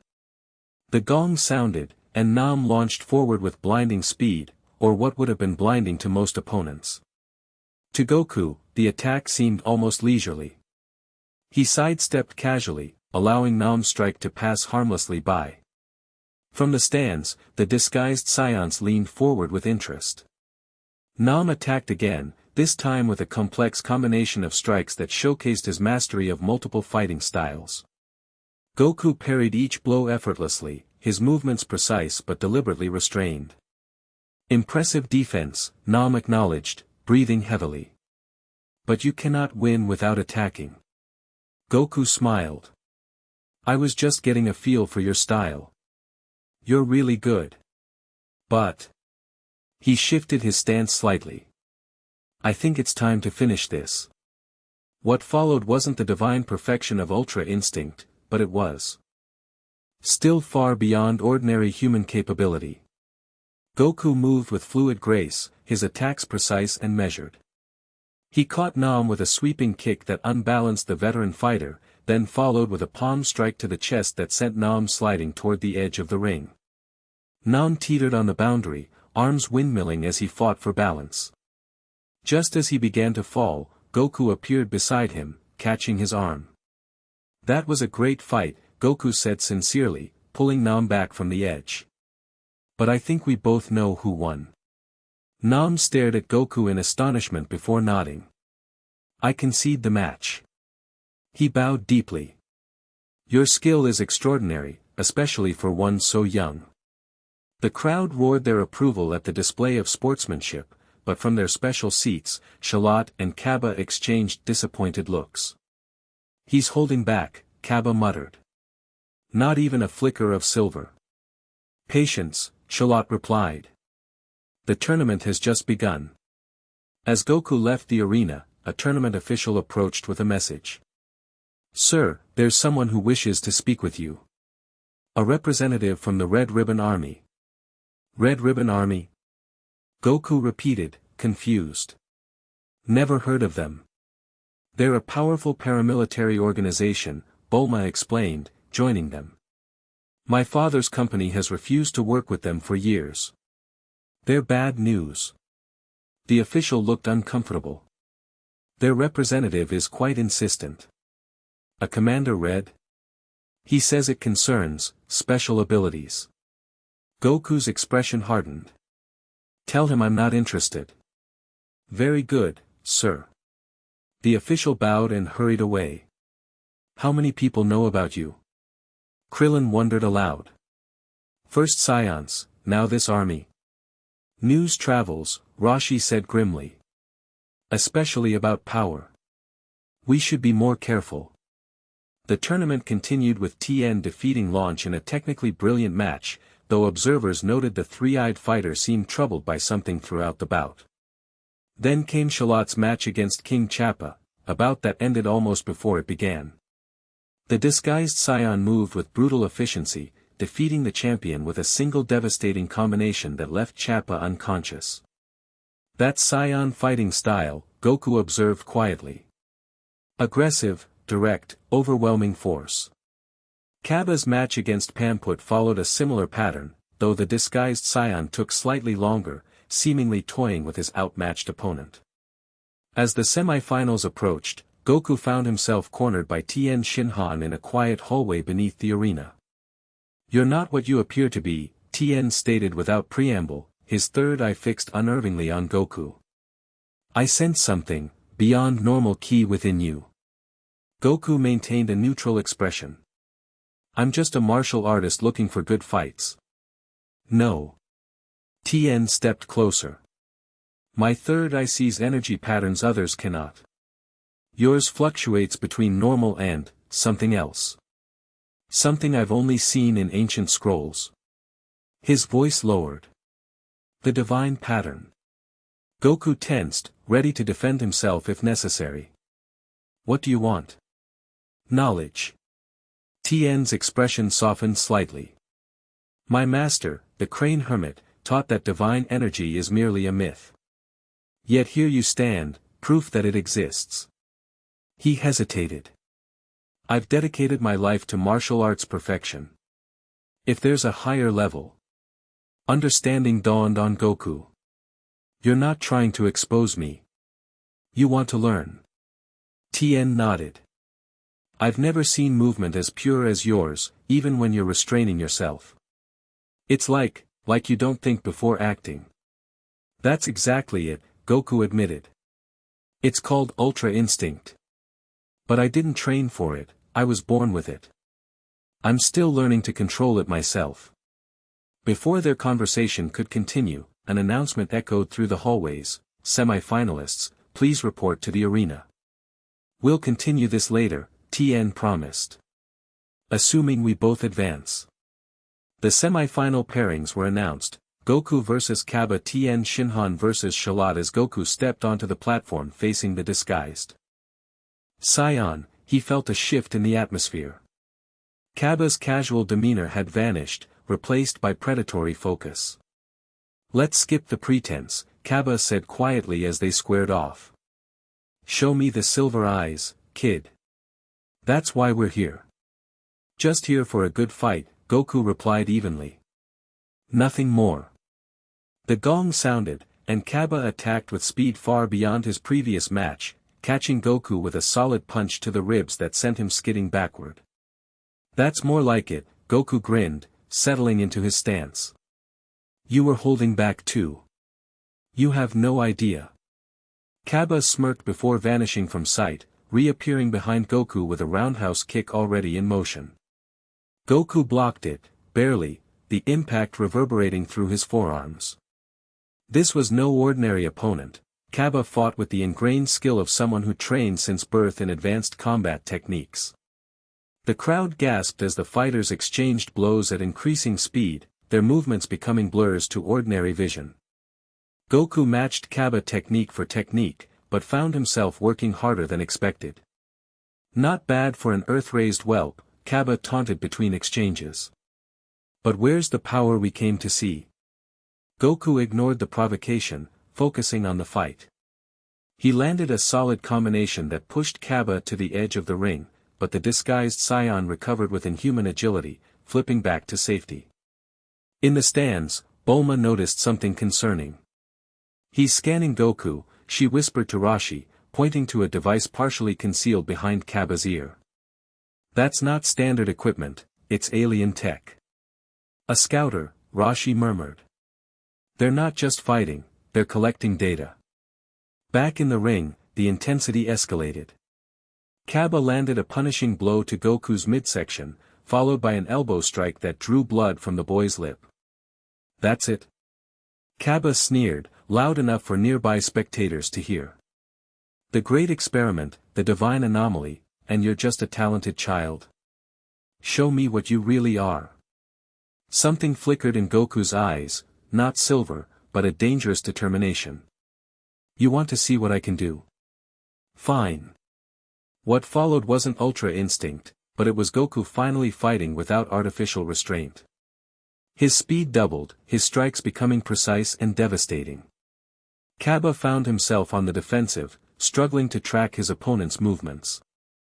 Better, Kaba grunted as he blocked a flurry of attacks. But not what we came for.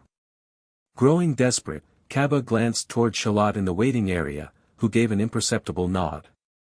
Suddenly, Kaba reached into his GI and pulled out a small device. Let's motivate you properly, he snarled, pressing a button. An explosion rocked the eastern spectator stands, sending civilians screaming in panic. As smoke billowed from the damaged section, Kaba attacked again, this time aiming a potentially lethal strike at Goku's throat. Now it's serious, Kaba hissed. Fight for real or more will die. The silver flooded Goku's eyes instantly, his aura shifting as Ultra Instinct took over. He caught Kaba's wrist millimeters from his throat, his grip like steel. "You hurt innocent people," Goku said, his voice eerily calm despite the fury behind it. "That was your mistake." What happened next left the audience speechless. Goku moved with such speed and grace that Kaba appeared to be fighting a ghost. Each of the Saiyan scouts' attacks met empty air, while precise counters landed from seemingly impossible angles. "Yes!" Kaba exulted despite being thoroughly outclassed. "This is it. Ultra Instinct." From the waiting area, Shalot activated his concealed scouter, recording everything. In the stands, tournament officials rushed to help the injured while security forces mobilized. Goku, silver eyes blazing, delivered a final combination, a sweep that unbalanced Kaba, followed by a palm strike to the chest that launched the disguised Saiyan clear out of the ring and into the wall beyond, cracking the concrete. The referee hesitated, clearly shocked by the display, before raising his hand. "Winner by ring out, Son Goku." The crowd's reaction was mixed, awe at the incredible display of skill, concern over the explosion, and murmurs about Goku's glowing silver eyes, which were slowly returning to normal as he regained control. "That was incredible," an enthusiastic sports reporter shouted, shoving a microphone toward Goku as he left the ring. "How do you explain that silver glow? Is it a special technique?" Before Goku could respond, Bulma intercepted smoothly. "It's a rare condition called ocular reflectivity. Harmless but dramatic under arena lighting." The reporter seemed skeptical but had no chance to press further as security personnel swarmed the area, investigating the explosion. "They forced my hand," Goku said quietly to Rashi when they reached a private corner. "I had to use it." "I know, my boy." Rashi sighed. "But now everyone's seen it, including those Saiyans. Whatever their plan is, you just gave them exactly what they wanted." In the chaos following the explosion, the tournament director announced a brief delay before the second semifinal. Security forces examined the damaged stands but found no trace of an explosive device, only scorch marks consistent with an energy attack. "They're going to blame me," Goku realized. "That was their plan all along, force me to reveal Ultra Instinct, then make it look like I caused the damage." "We need to leave," Krillin urged. "This is getting dangerous." "No." Goku's expression hardened. "If I run, it only makes me look guilty. I have to finish the tournament." "At least Kaba's been disqualified and removed from the premises," Bulma pointed out. "But Shalot's still competing." "Speaking of which," Rashi interjected, "his match against Tien is about to begin." They returned to the arena in time to see Tien and Shalot take their positions. Unlike Kaba, who had maintained some pretense of being human, Shalot now moved with openly alien confidence, his power barely contained. "You're not here for the tournament," Tien stated as they faced off. "What do you really want?" Shalot smirked. "Smart earthling. I'm here for the boy, or more specifically, for what's inside him. The rest of you are irrelevant." "We'll see about that." Tien settled into his stance, his third eye glowing faintly. The match began with explosive intensity, both fighters unleashing techniques far beyond what they'd shown previously.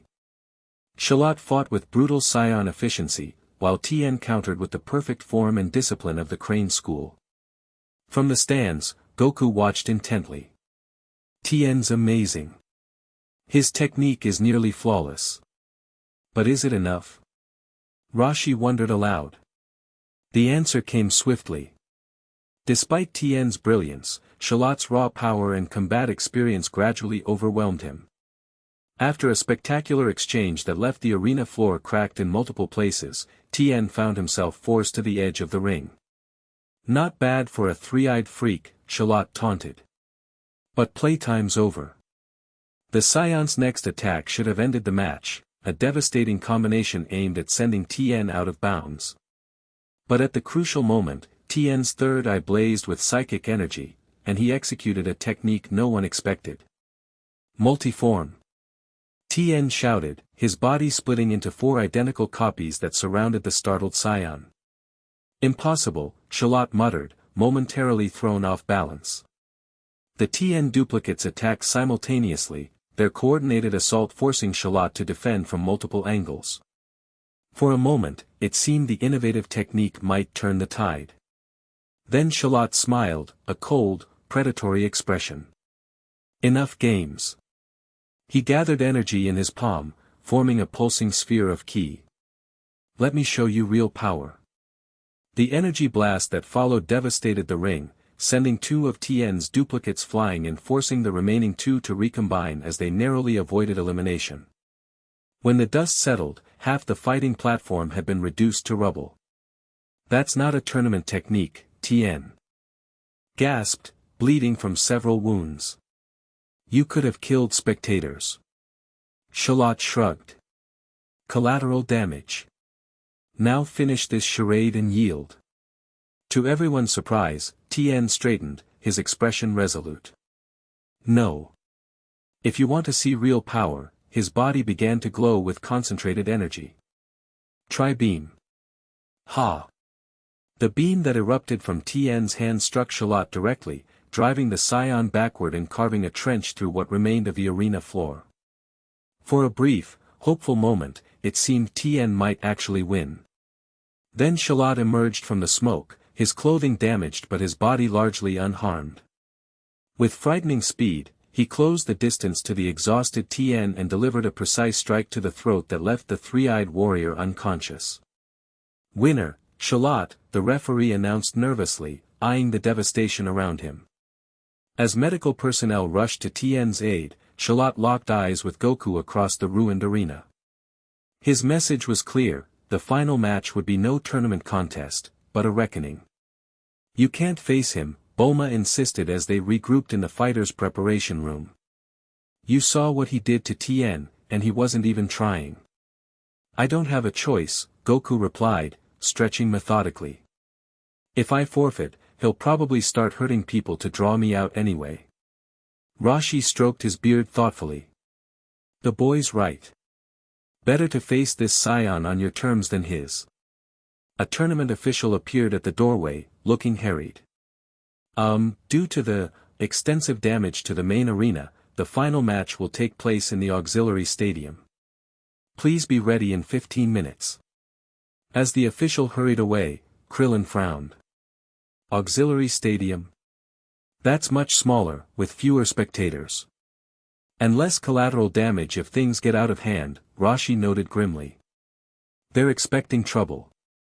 Goku finished his preparations in silence, mentally reviewing everything he knew about Scion fighting techniques from his previous matches and the dragon's visions.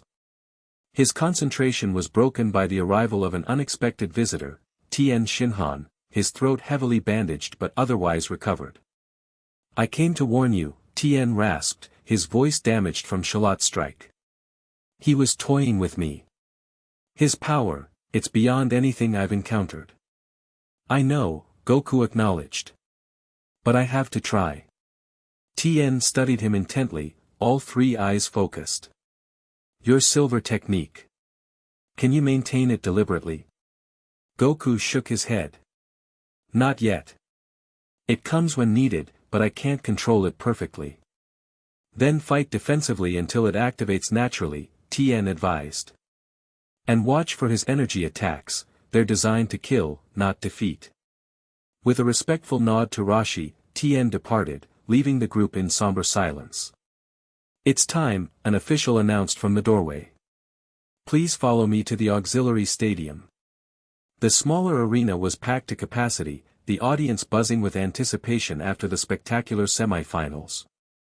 Security personnel lined the walls, their presence unusually heavy for a martial arts tournament. As Goku entered, he noticed several unexpected observers among the crowd, men in distinctive red uniforms with ribbon insignias, representatives of the Red Ribbon Army that had tried to arrange a meeting earlier. In another section sat government officials, their expressions tense. Word had spread about the extraordinary displays of power, drawing attention from those who monitored such things. Shalot already waited in the ring, his damaged tournament clothes replaced with what appeared to be standard-issue Scion armor, though without the distinctive shoulder pads. Dropping the disguise completely, "I see," Goku remarked as he took his position. "No need for pretense anymore." Charlotte smirked. "This is between Scions now." The referee, visibly nervous, began the standard pre-match announcements, only to be cut off by Charlotte. "Skip the formalities. We both know what this is." The intimidated official quickly retreated, signaling for the gong instead. As its resonant tone faded, Charlotte launched forward with devastating speed. Their initial exchange shook the entire building, each blocked strike generating shockwaves that rattled windows. Goku found himself immediately on the defensive, Tien's advice proving prudent as Charlotte's attacks came with killing intent behind them. "Stop holding back," Charlotte growled between flurries. "Show me the silver eyes." Goku ducked under a roundhouse kick and countered with a swift combination that momentarily pushed Charlotte back. "Why are you so obsessed with my Ultra Instinct? What do Scions want with it?" "Not Scions, our masters." Charlotte delivered a punishing knee strike that Goku barely blocked. "The ones who commissioned the experiment that created you." Goku flipped backward to create space, his mind racing. "The Frisia Force? The dragon showed me visions of them." Charlotte's expression darkened. "So you know about Lord Frisia? Good. Then you understand why we need to determine if the experiment succeeded fully." Their battle resumed with increased intensity, Charlotte gradually revealing more of his true power. Each exchange left new cracks in the auxiliary arena's floor and walls. In the stands, Bulma clutched her research notes nervously. "This is bad. Charlotte's power keeps rising, but Goku's remains stable. Without Ultra Instinct. He needs a trigger," Rashi murmured. "Something to activate his instinctive response." Back in the ring, Goku found himself increasingly overwhelmed. Though his technique was superior, Charlotte's raw power and battle experience were telling. A vicious combination sent Goku crashing into the arena wall, blood trickling from a cut above his eye. "Pathetic," Charlotte spat. "Was your performance against Kaba just a fluke? Where's the divine power?" Goku pushed himself up, breathing heavily. "It doesn't work that way. I can't just turn it on. Then I'll have to force it out of you." Charlotte raised his hand, energy gathering in his palm, far more concentrated than anything he'd shown previously. "Let's see how your instincts respond when your friends are threatened." He pivoted suddenly, aiming the energy blast not at Goku but at the spectator stands, directly where Bulma, Krillin, and Rashi sat. Time seemed to slow for Goku. The energy blast left Charlotte's hand, cutting through the air toward his friends. There was no time to reach them, no time to intercept conventionally.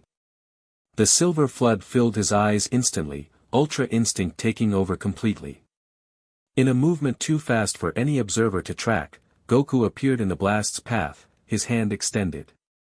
When the energy struck his palm, instead of exploding or pushing him back, it seemed to be absorbed into the silver aura now surrounding him. The entire arena fell silent, awed by the transformation. Goku stood protectively before his friends, his body radiating silver light that pulsed with each breath. His eyes, now completely silver without pupil or iris, fixed on Charlotte. "You threatened my friends," Goku stated, his voice carrying an echo that didn't belong to a child. "That was your mistake." Charlotte's scouter beeped frantically, numbers climbing beyond its capacity until the device cracked and fell from his face. For the first time, genuine fear flashed across the Scion's features. "It's real," he whispered. "Perfect Ultra Instinct." Goku's next movement defied visual tracking. One moment he stood before the stands, the next he was directly in front of Charlotte, silver. Afterimages trailing behind him. The punch he delivered sent the Scion flying across the arena into the opposite wall, embedding him in concrete. Charlotte extracted himself, spitting blood. "Finally. This is what we came for." What followed wasn't so much a fight as a demonstration. Every attack Shalot launched was neutralized before it fully formed. Goku's counterstrikes landed with surgical precision, each targeting nerve clusters and weak points with instinctive accuracy. From the government section of the stands, officials watched in stunned silence. One leaned toward a military commander. "Are you seeing this?" Every second, the commander confirmed, his microcamera capturing everything. "Red Ribbon will want this footage immediately." In another section, a tall figure with lavender skin and white hair observed with intense interest, unnoticed by the mesmerized crowd. Whis, attendant to the god of destruction, tapped his staff thoughtfully as he watched the silver-eyed child dismantle a Scion warrior effortlessly. "Most irregular," he murmured to himself. "Beerus will definitely want to know about this." Back in the ring, Shalot made one final, desperate attack, gathering all his remaining energy into a sphere between his hands. "If I can't defeat you, I'll take this entire arena down," he roared, the energy ball growing to dangerous proportions. Goku watched calmly, silver eyes unblinking. As Shalot launched the devastating attack, Goku simply raised one hand. When the energy blast connected, instead of the expected catastrophic explosion, the energy seemed to flow into Goku's silver aura, absorbed completely. The crowd gasped collectively. Shalot stared in disbelief. Impossible. Goku appeared directly before him, moving without seeming to cross the intervening space. "This ends now." A single strike to Shalot's solar plexus dropped the Scion warrior to his knees, gasping for breath. Goku stood over him, silver aura pulsing. "Yield," Goku commanded. Shalot looked up, blood trickling from his mouth, and laughed weakly. "You don't understand. This isn't about winning or losing. It's about confirmation." He tapped a secondary device concealed in his armor. "Everything has been transmitted. They know now, the experiment succeeded. Ultra Instinct lives in a Scion body." Before Goku could respond, an energy signature unlike anything he'd ever felt appeared at the arena's edge.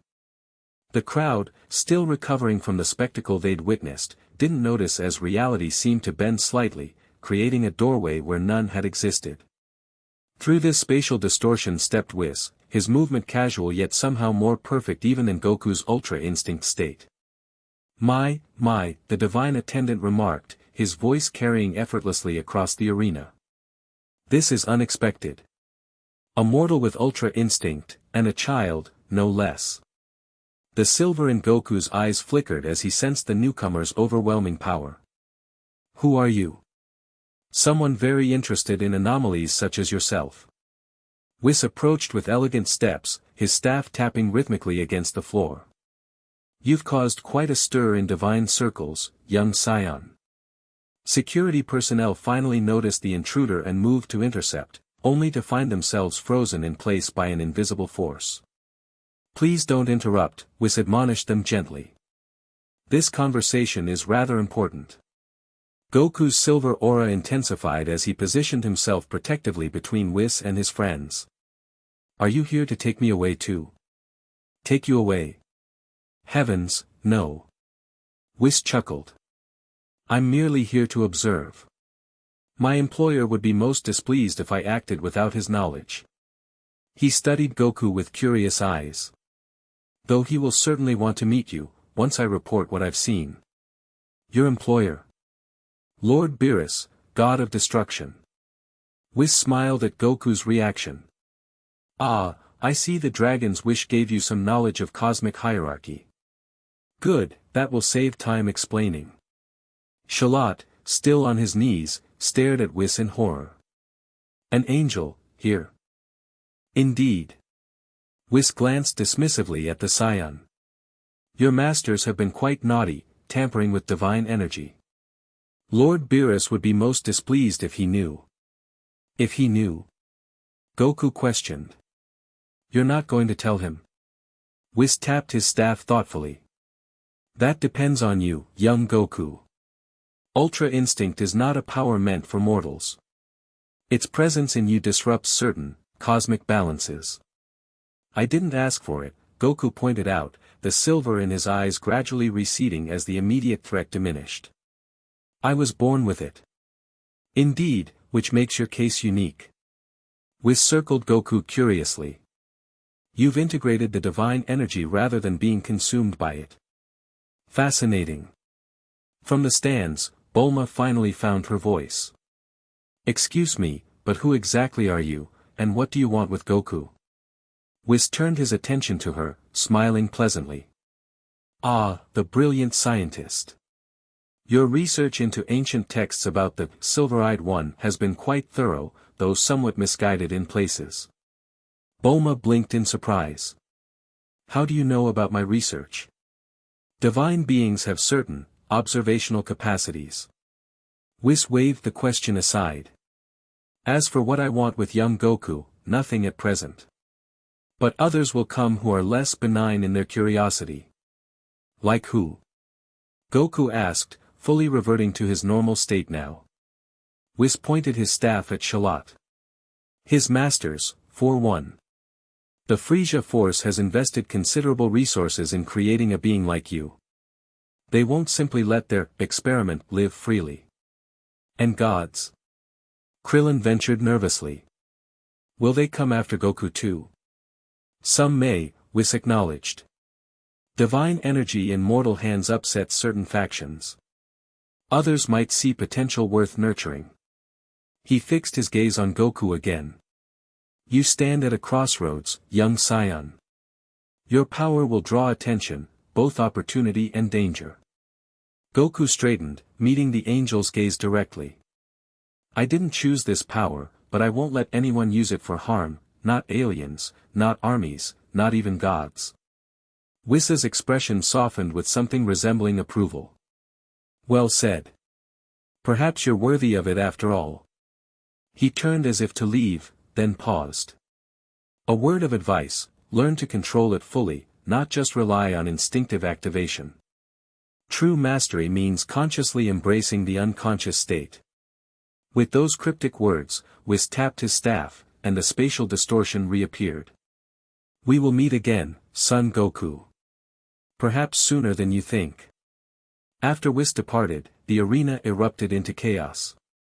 Security forces surrounded Shalot, though the defeated Scion made no attempt to escape. It's too late, he told Goku as they led him away. They know about you now. They'll come. Let them come, Goku replied steadily. I'll be ready. The aftermath of the tournament unfolded rapidly. Government officials classified the entire event, swearing witnesses to secrecy under national security protocols. The official story released to the public described a gas leak causing hallucinations among spectators, explaining the silver glow and impossible movements they'd witnessed. Most people accepted the explanation. A few didn't. They're forming a task force, Bulma informed the others as they regrouped at Kame House days later. My father was approached about providing technological support for monitoring extraterrestrial threats. Did he agree? Rashi asked, sipping his tea. Not exactly. He told them he'd consider it, then immediately called me. Bulma smiled slightly. Dad's no fool. He knows this is about Goku. Goku, who had been unusually quiet since the tournament, looked up from his meditation. What about the Red Ribbon Army? They were there too. Already moving, Bulma confirmed grimly. Our corporate intelligence suggests they're pooling resources into something called Project Silver, presumably named after your aura. Krillin groaned. Great. Aliens, governments, military organizations, who isn't after Goku now? Don't forget divine beings, Rashi added. This Whis character seemed benign, but his employer might not be so cordial. Goku closed his eyes, focusing on the sensation of ultra instinct that now seemed closer to the surface than ever before. The tournament had changed something in him, as if the public display had solidified a connection previously tenuous. We need to be proactive, he decided, opening his eyes. I can't just wait for them to come to me. What do you suggest? Bulma asked. first, I need to master Ultra Instinct completely, learn to activate it consciously, like Whis advised. Goku stood, stretching his limbs. Second, we need more information about these masters Charlotte mentioned. The Frisia Force, Bulma nodded. I've been researching since the tournament. There's nothing in Earth's records, but combining what you learned from the dragon with some ancient astronomical texts, I've found something interesting. She unrolled a star chart on the table. There's evidence of an interstellar empire centered around this region. Ancient cultures across Earth recorded visitors from the sky, bringing advanced technology and sometimes taking selected humans away. Abductions? Krillin suggested. Or recruitment, Bulma countered. Either way, it suggests Earth has been on their radar for centuries. Goku's arrival might not have been random at all. Goku studied the star chart thoughtfully. The dragon showed me visions of Frisia. He looks like a lizard thing with purple spots. Super powerful, controls hundreds of planets. And potentially the one who commissioned the experiment that created you, Rashi noted. Which means he'll want his investment back, Bulma concluded. The question is when. Their discussion was interrupted by a knock at the door, unusual, given Kame House's isolated location on a tiny island.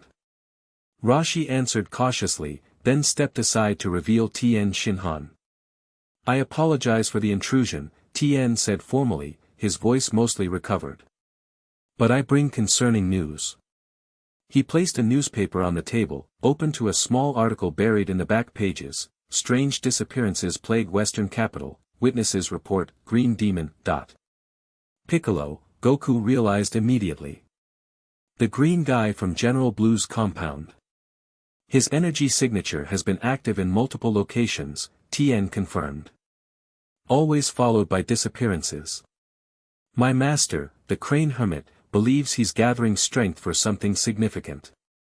But what does he want? Krillin wondered. Last time, he was after Goku because of the cosmic disruption or whatever. Tien's expression darkened. According to my master, Piccolo is the son of Demon King Piccolo, an ancient evil sealed away centuries ago. The son seeks to restore his father, and to do that, he needs extraordinary power. Like the kind found in a being with Ultra Instinct, Bulma concluded grimly. Goku stood, determination evident in his posture. Then we need to find him before he finds us. I won't let him hurt more innocent people. There's more, Tien added. The Red Ribbon Army has mobilized its forces toward the same areas where Piccolo has been sighted. It seems they're tracking him too. Or working with him, Rashi suggested darkly. Either way, we're facing multiple threats converging, Bulma summarized. Alien interest from the Frisia Force, divine scrutiny from this Whis and his boss, the Red Ribbon Army's Project Silver, and now Piccolo's plan to resurrect his demon father. Goku looked at each of them in turn. I never asked for any of you to be part of this. This is my fight, my weird divine power thing. You don't have to get involved. Krillin punched his arm lightly. Don't be stupid. Friends stick together. Besides, Bulma added with a grin, someone has to document this for science. Think of all the papers I'll write someday. And I, Tien interjected solemnly, wish to learn. Your silver technique, Ultra Instinct, represents the pinnacle of martial arts. If there's a path for normal humans to approach such perfection, I want to discover it. Rashi chuckled. Well, it seems you have a team, my boy. Goku smiled gratefully. Then let's get started. Piccolo first, he's the immediate threat to innocent people. As they began planning their approach, none of them noticed the small mechanical dragonfly hovering outside the window, a surveillance drone bearing the red ribbon insignia, transmitting every word back to its masters. In a hidden base hundreds of miles away, Commander Red smiled as he listened to the transmission. Perfect. Let the boy lead us to Piccolo. 2 birds, 1 stone. Beside him, a tall man with long silver hair nodded silently, his unnaturally pale eyes fixed on the monitoring equipment. Dr. Gero, chief scientist of Project Silver, had plans of his own for the divine power they'd witnessed, plans that would change the world forever. And in the vastness of space, a communication pod accelerated toward a distant Imperial fleet, carrying Shalot's data on the successful Ultra Instinct experiment. Soon, Emperor Frisia would know that his investment had matured beyond all expectations. The silver-eyed child had revealed himself to the world. Now the world, and beyond, was coming for him. Chapter 3, Cosmic Convergence, Incoming. Goku spun sideways, narrowly avoiding the barrage of energy blasts that scorched the mountainside behind him. Piccolo hovered 50 feet above, his face twisted with frustration as his target once again evaded destruction. "Stop dancing and fight me properly, Saiyan." Piccolo snarled, firing another volley that Goku weaved through effortlessly. 3 weeks of cat-and-mouse pursuit had led to this confrontation in the remote highlands. Piccolo had grown stronger with each passing day, each civilian he absorbed adding to his power, but Goku had improved too, his control over Ultra Instinct sharper than ever. "Why are you doing this?" Goku called back, his eyes flashing silver as he deflected a particularly vicious blast. "Those people you took, they never did anything to you. Their lives serve a greater purpose now," Piccolo replied coldly. "Just as yours will, once I extract your divine essence." Goku darted forward, closing the distance between them with blinding speed. "That's not happening." Their clash sent shockwaves through the mountain air. Piccolo fought with centuries of inherited knowledge, his techniques refined and deadly. But Goku's movements remained one step ahead, his body reacting before Piccolo's attacks fully formed. "Your Ultra Instinct is impressive," Piccolo acknowledged between exchanges, but still incomplete. "You activate it reactively, not at will." Goku landed a solid combination that sent the Namekian reeling backward. "I'm working on it." "Work faster," Piccolo smirked, wiping green blood from his lip. "Because you're not the only one evolving." Without warning, Piccolo's body bulged grotesquely, power surging through his form as the life energy of his victims manifested. His muscles expanded, his height increased, and his power level skyrocketed. "Behold the fruits of my harvest," Piccolo gloated, his voice deeper and more resonant. "With each human I absorb, I grow stronger, and closer to reviving my father." Goku settled into a defensive stance. "That's why you've been taking people? To power some ritual?" "Not just any ritual," Piccolo's eyes gleamed.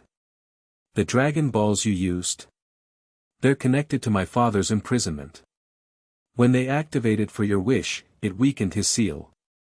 Now I need only sufficient power to break it completely, and your divine energy is the key." Their battle resumed with increased ferocity. Piccolo's new strength made him a genuine threat, forcing Goku to maintain the silver-eyed state continuously, something he'd never attempted before. The strain began to show as minutes stretched into an hour of intense combat. "Tiring, Saiyan?" Piccolo taunted, noticing Goku's labored breathing. "Ultra Instinct consumes tremendous energy. Even gods can't maintain it indefinitely." Goku knew he was right. Despite his natural affinity for the divine state, sustaining it deliberately drained him faster than allowing it to activate instinctively. He needed to end this quickly. Drawing on Whisa's cryptic advice about consciously embracing the unconscious state, Goku tried something new. Instead of fighting the draining sensation, he surrendered to it completely, letting go of conscious control while maintaining awareness. The effect was immediate and startling. The silver in his eyes deepened to a luminous platinum, and the aura around him stabilized into a calm, steady glow rather than the fluctuating intensity of before. "What's this?" Piccolo faltered momentarily, sensing the change. "Your energy signature, it's different." Goku didn't answer verbally. His body moved with newfound efficiency, each motion precise without being rigid. The strain vanished, replaced by a perfect harmony of instinct and intent. His next attack caught Piccolo completely unprepared, not a flurry of blows but a single, perfectly placed strike to a nerve cluster where the Namekian's energy pathways converged. Piccolo's enhanced body seized up, temporarily paralyzed. Impossible, he gasped. How did you know that weakness?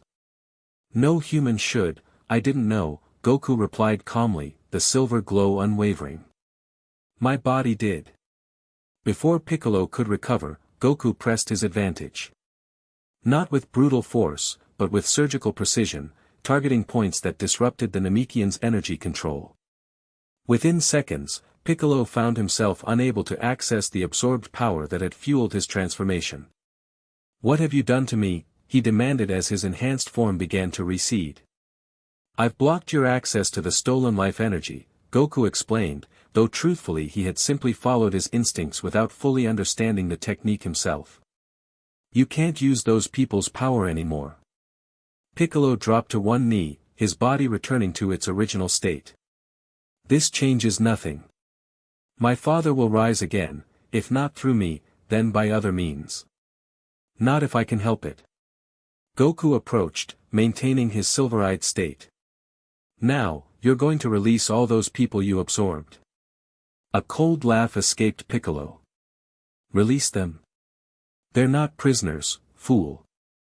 They're fuel, consumed, converted, gone. Goku's expression hardened. Then you'll pay for what you've, his sentence cut off abruptly as his senses screamed a warning. With inhuman speed, he grabbed Piccolo and leapt sideways just as the mountainside erupted in an explosive barrage. Red ribbon, Goku muttered, recognizing the energy signature of the attack. They found us. From the valley below, dozens of mechanized suits advanced, each bearing the distinctive red ribbon insignia. At their center stood a striking figure with silver-white hair that reached his shoulders, his pale eyes fixed on Goku with calculating intensity.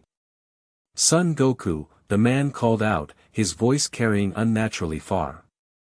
I am Dr. Gero, Chief Scientist of Project Silver. My employer would like to speak with you. Goku set Piccolo down roughly. Stay put. I'll deal with them first, then you. Piccolo scoffed weakly. Such confidence. Goku descended to meet the Red Ribbon forces, maintaining his silver-eyed state despite the continued energy drain. Dr. Gero watched his approach with undisguised fascination. Remarkable, the scientist murmured. Sustained ultra instinct in a subject so young. Our readings barely capture the energy fluctuations. What do you want? Goku demanded, stopping a cautious distance from the assembled forces. Gero gestured to the mechanized units surrounding them. These are merely precautionary. We're here to make you an offer. I'm not interested in working with people who shoot first and talk later. A regrettable miscalculation, Gero admitted without sincerity. We thought you might need assistance with the Namekian. Goku's eyes narrowed. How do you know what Piccolo is? The Red Ribbon Army has monitored extraterrestrial activity for decades, Gero explained smoothly. We know far more than governments would like about what exists beyond our atmosphere. Including, his pale eyes gleamed, the nature of psion biology and its compatibility with divine energy. Before Goku could respond, a small aircraft descended from above, landing behind the mechanized units. From it emerged a short man with fiery red hair and a permanent scowl, Commander Red himself, flanked by armed guards.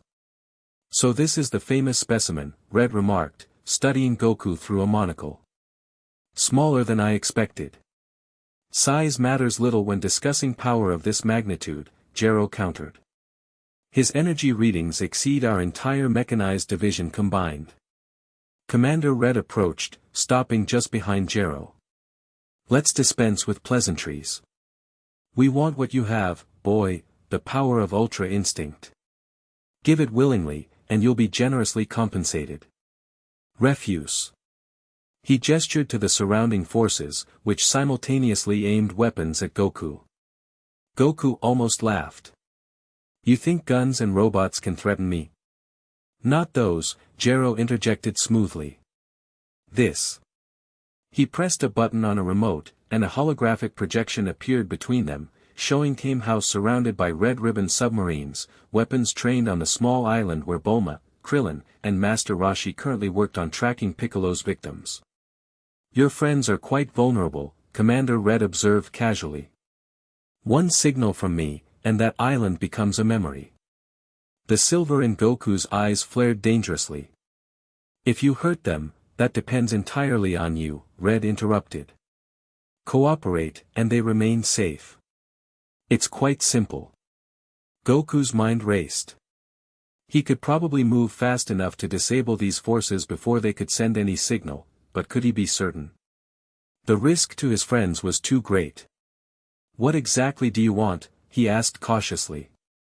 Jiro's thin lips curved into a satisfied smile. For now, just a demonstration and some samples. We've developed technology to measure and potentially replicate divine energy. You'll participate in controlled experiments at our main facility. And if I do this, my friends stay safe. You have my word, Red assured him, though his eyes remained cold. Goku pretended to consider the offer, using the moment to extend his senses toward Kame House. To his relief, he detected familiar energy signatures approaching the island, Tien and Kaiotsu, who had volunteered to provide backup while Goku pursued Piccolo. His friends weren't as defenseless as the Red Ribbon Army believed. All right, he agreed finally. I'll go with you. But no samples, no experiments. Just a demonstration. Acceptable, Jiro nodded. We can negotiate further terms at headquarters. As Red Ribbon soldiers moved forward with specialized restraints, Goku allowed the silver glow to fade from his eyes, seemingly cooperating. The moment the first restraint touched his skin, however, he sent a subtle pulse of energy through it, not enough to destroy it, but sufficient to disrupt its electronic components.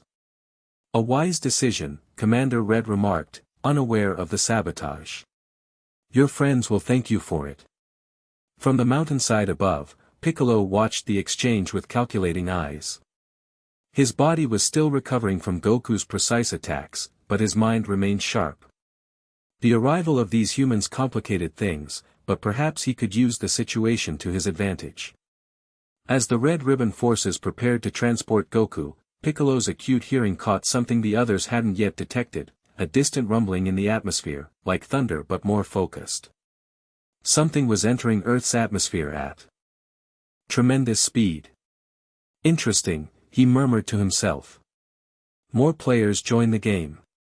The Red Ribbon headquarters sprawled across a hidden valley, its surface facilities disguised as a pharmaceutical research campus. But as the transport carrying Goku descended into an underground hangar, the true scale of the operation became apparent, a massive complex of laboratories, training facilities, and what appeared to be prototype weapon systems. Impressed? Dr. Jiro inquired, noting Goku's observant gaze. We've been preparing for extraterrestrial encounters for decades. Preparing to fight them or steal from them? Goku countered. Jiro smiled thinly. Knowledge is never theft, young scion. It's evolution. They led him to a central chamber dominated by a circular platform surrounded by advanced monitoring equipment. Scientists in lab coats adjusted settings and calibrated instruments as Goku was positioned at the center. A simple demonstration first, Jiro explained.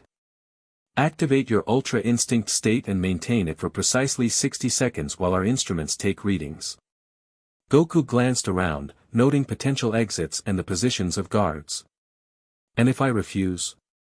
Commander Red, who had been observing from a raised platform, pressed a button on his console. A large screen descended, showing the live feed of Red Ribbon forces still surrounding Kame House. I believe we've established the consequences, Red remarked coldly.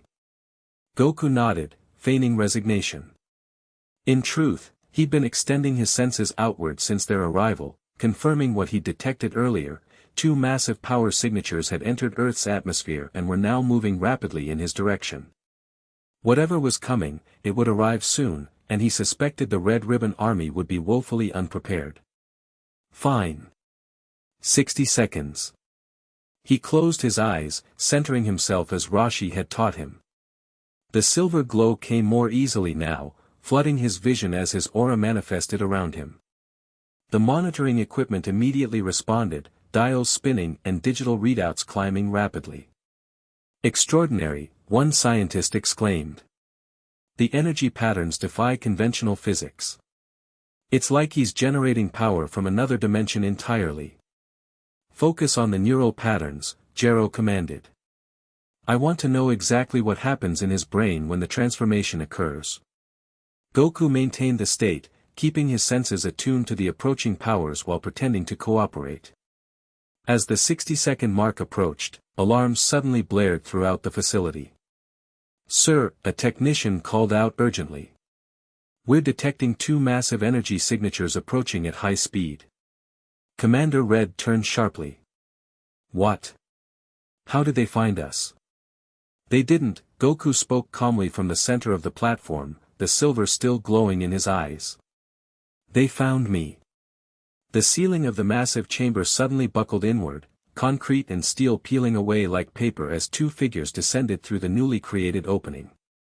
The first, tall, muscular, with flame-like hair and scion armor, landed with enough force to crack the reinforced floor. The second, shorter but similarly armored, touched down more lightly beside him. Prince Vegeta, Jero breathed, recognizing the newcomer from intelligence reports. And Nappa. Red Ribbon forces immediately mobilized, weapons trained on the intruders. Vegeta surveyed the room with contemptuous disdain before his eyes fixed on Goku. So, the Saiyan Prince remarked, his voice dripping with contempt, this is the divine anomaly. A child? Goku maintained his silver-eyed state, assessing the newcomers carefully. Their power levels dwarfed anything he'd encountered before, even Shalot and Kaba had been nothing compared to these Saiyans. Who are you? Goku asked, though he already suspected the answer from the dragon's visions. I am Vegeta, Prince of all Saiyans, came the proud reply. And you are a low-class aberration that should never have existed. Commander Red stepped forward, surprisingly composed.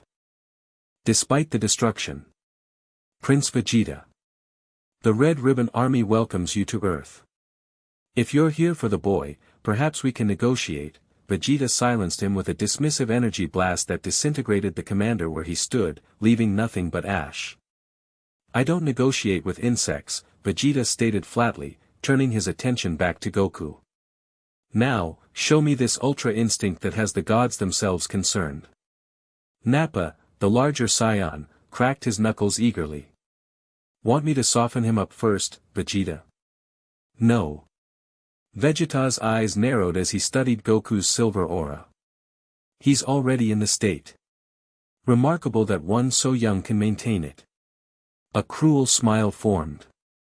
Let's see how well he uses it. Without further warning, Vegeta attacked, moving with such speed that the human observers couldn't track his movement. But to Goku, the prince's approach seemed almost leisurely, each muscle movement telegraphing his intentions clearly. Goku shifted slightly, allowing Vegeta's punch to pass harmlessly beside his head. The prince's eyes widened in momentary surprise before he unleashed a rapid combination of strikes, each one dodged or deflected with minimal movement. Interesting, Vegeta acknowledged, jumping back to reassess. Your body responds perfectly, but your attacks are hesitant. You dodge like a god but strike like a child. Goku realized Vegeta was right. His Ultra Instinct defensive capabilities had developed naturally, but his offensive application remained underdeveloped, a product of Gohan's early teachings to prioritize defense and restraint. I don't want to fight you, Goku stated calmly. I just want to know why you're here. Why? Vegeta scoffed. Because you're an insult to Saiyan pride.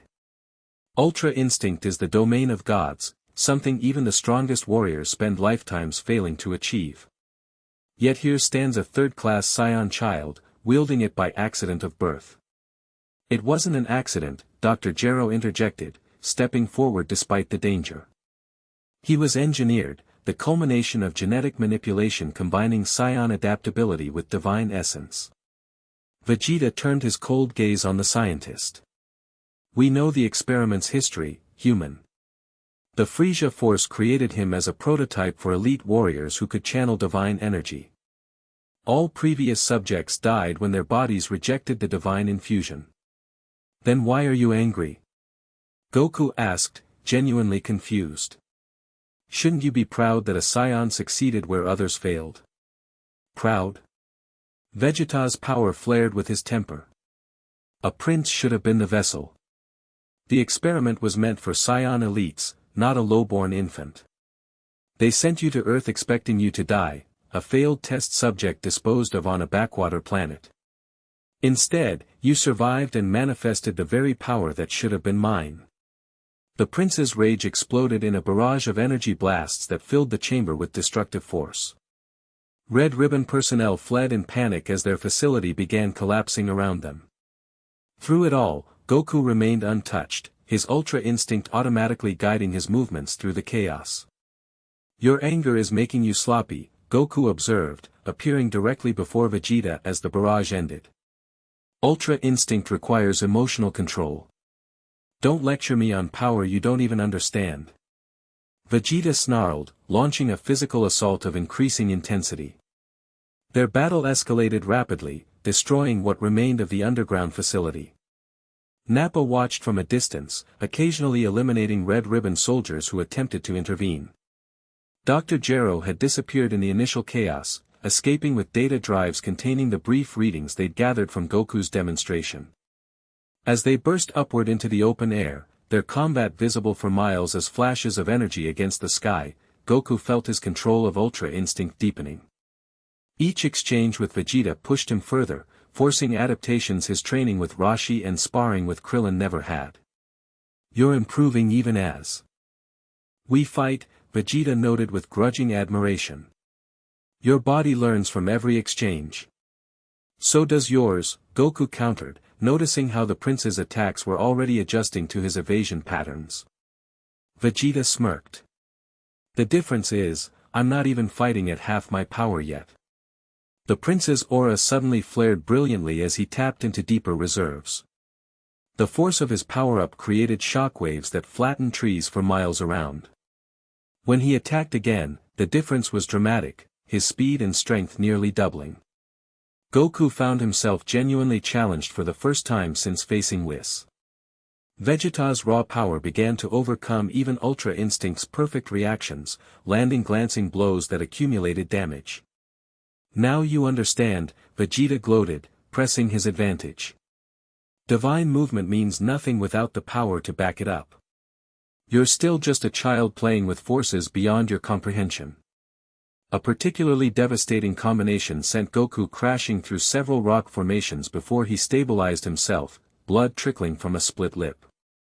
The silver in his eyes flickered momentarily as he struggled to maintain the taxing state against such overwhelming opposition. Maybe you're right, Goku admitted, wiping blood from his mouth. I don't fully understand this power yet. But neither do you. He settled into a stance Roshi had taught him, one designed for energy conservation and efficient counterattacks. Let me show you something my teacher called economy of motion. When Vegeta attacked next, expecting to continue his dominant assault, he found himself countered with minimal movement, Goku's body shifting just enough to redirect the prince's considerable momentum against him. Each of Vegeta's powerful strikes was turned aside with subtle adjustments that left the Saiyan elite off balance and vulnerable to precise counters. What is this? Vegeta demanded after a particularly humiliating exchange left him embedded in a mountainside. Your power level hasn't increased. It doesn't need to, Goku explained, the silver glow stabilizing again. Ultra Instinct isn't about matching power with power. It's about perfect efficiency, using exactly what's needed, nothing more. For the first time, uncertainty flickered across Vegeta's proud features. He was facing something his lifetime of training hadn't prepared him for, an opponent who could neutralize superior strength through perfect technique. Vegeta. Nappa called from below. The scouters picking up more incoming powers. Multiple signatures, approaching fast. The prince cursed under his breath. We don't have time for this. He fixed Goku with an intense stare. Our encounter isn't finished, boy. But there are complications you don't yet understand. What complications? Frisia knows about you now, Vegeta revealed, his voice lowered. The data Shalot transmitted confirmed what the Emperor has suspected for years, that Ultra Instinct can be integrated into living warriors. He's already mobilizing. Why are you telling me this? Goku asked suspiciously. A complex emotion crossed Vegeta's face, something between resentment and reluctant respect. Because as much as your existence insults me, it insults Frisia more. A scion with divine power threatens everything he's built. So what now? Now, Vegeta smirked, we see how you handle multiple fronts at once. The prince nodded to Nappa, who activated a device on his armor. From orbit, their space pods received the signal and began descent protocols, creating twin streaks across the sky as they approached. We'll meet again, Kakarot, Vegeta declared, using Goku's Scion birth name. Grow stronger until then. I want your full power when I finally take it for myself. As their pods landed nearby, creating substantial craters, Goku sensed the approaching energy signatures Nappa had detected. They were familiar, Bulma, Krillin, and Master Roshi arriving in one of Capsule Corp's fastest aircraft, along with Tien and Kaiotsu providing aerial escort. But beyond them, two other powers approached, one the unmistakable signature of Piccolo, somehow recovered and moving at high speed, and another so massive it distorted Goku's energy senses like static on a radar. Vegeta and Nappa entered their pods, which sealed with a pneumatic hiss. One last thing, the prince called out before his door closed completely. The being approaching now, the one with the disruptive energy signature, is far more dangerous than you realize. If I were you, I'd run. With that ominous warning, the Scion pods blasted upward, quickly becoming specks against the blue sky before disappearing completely. Goku remained hovering, maintaining his silver-eyed state despite the continued drain. Whatever was coming, Vegeta's warning suggested it warranted caution. Bulma's aircraft arrived first, landing in a clearing created by Vegeta's earlier power-up. She emerged immediately, followed by Krillin and Master Roshi. Goku. Bulma called up to him.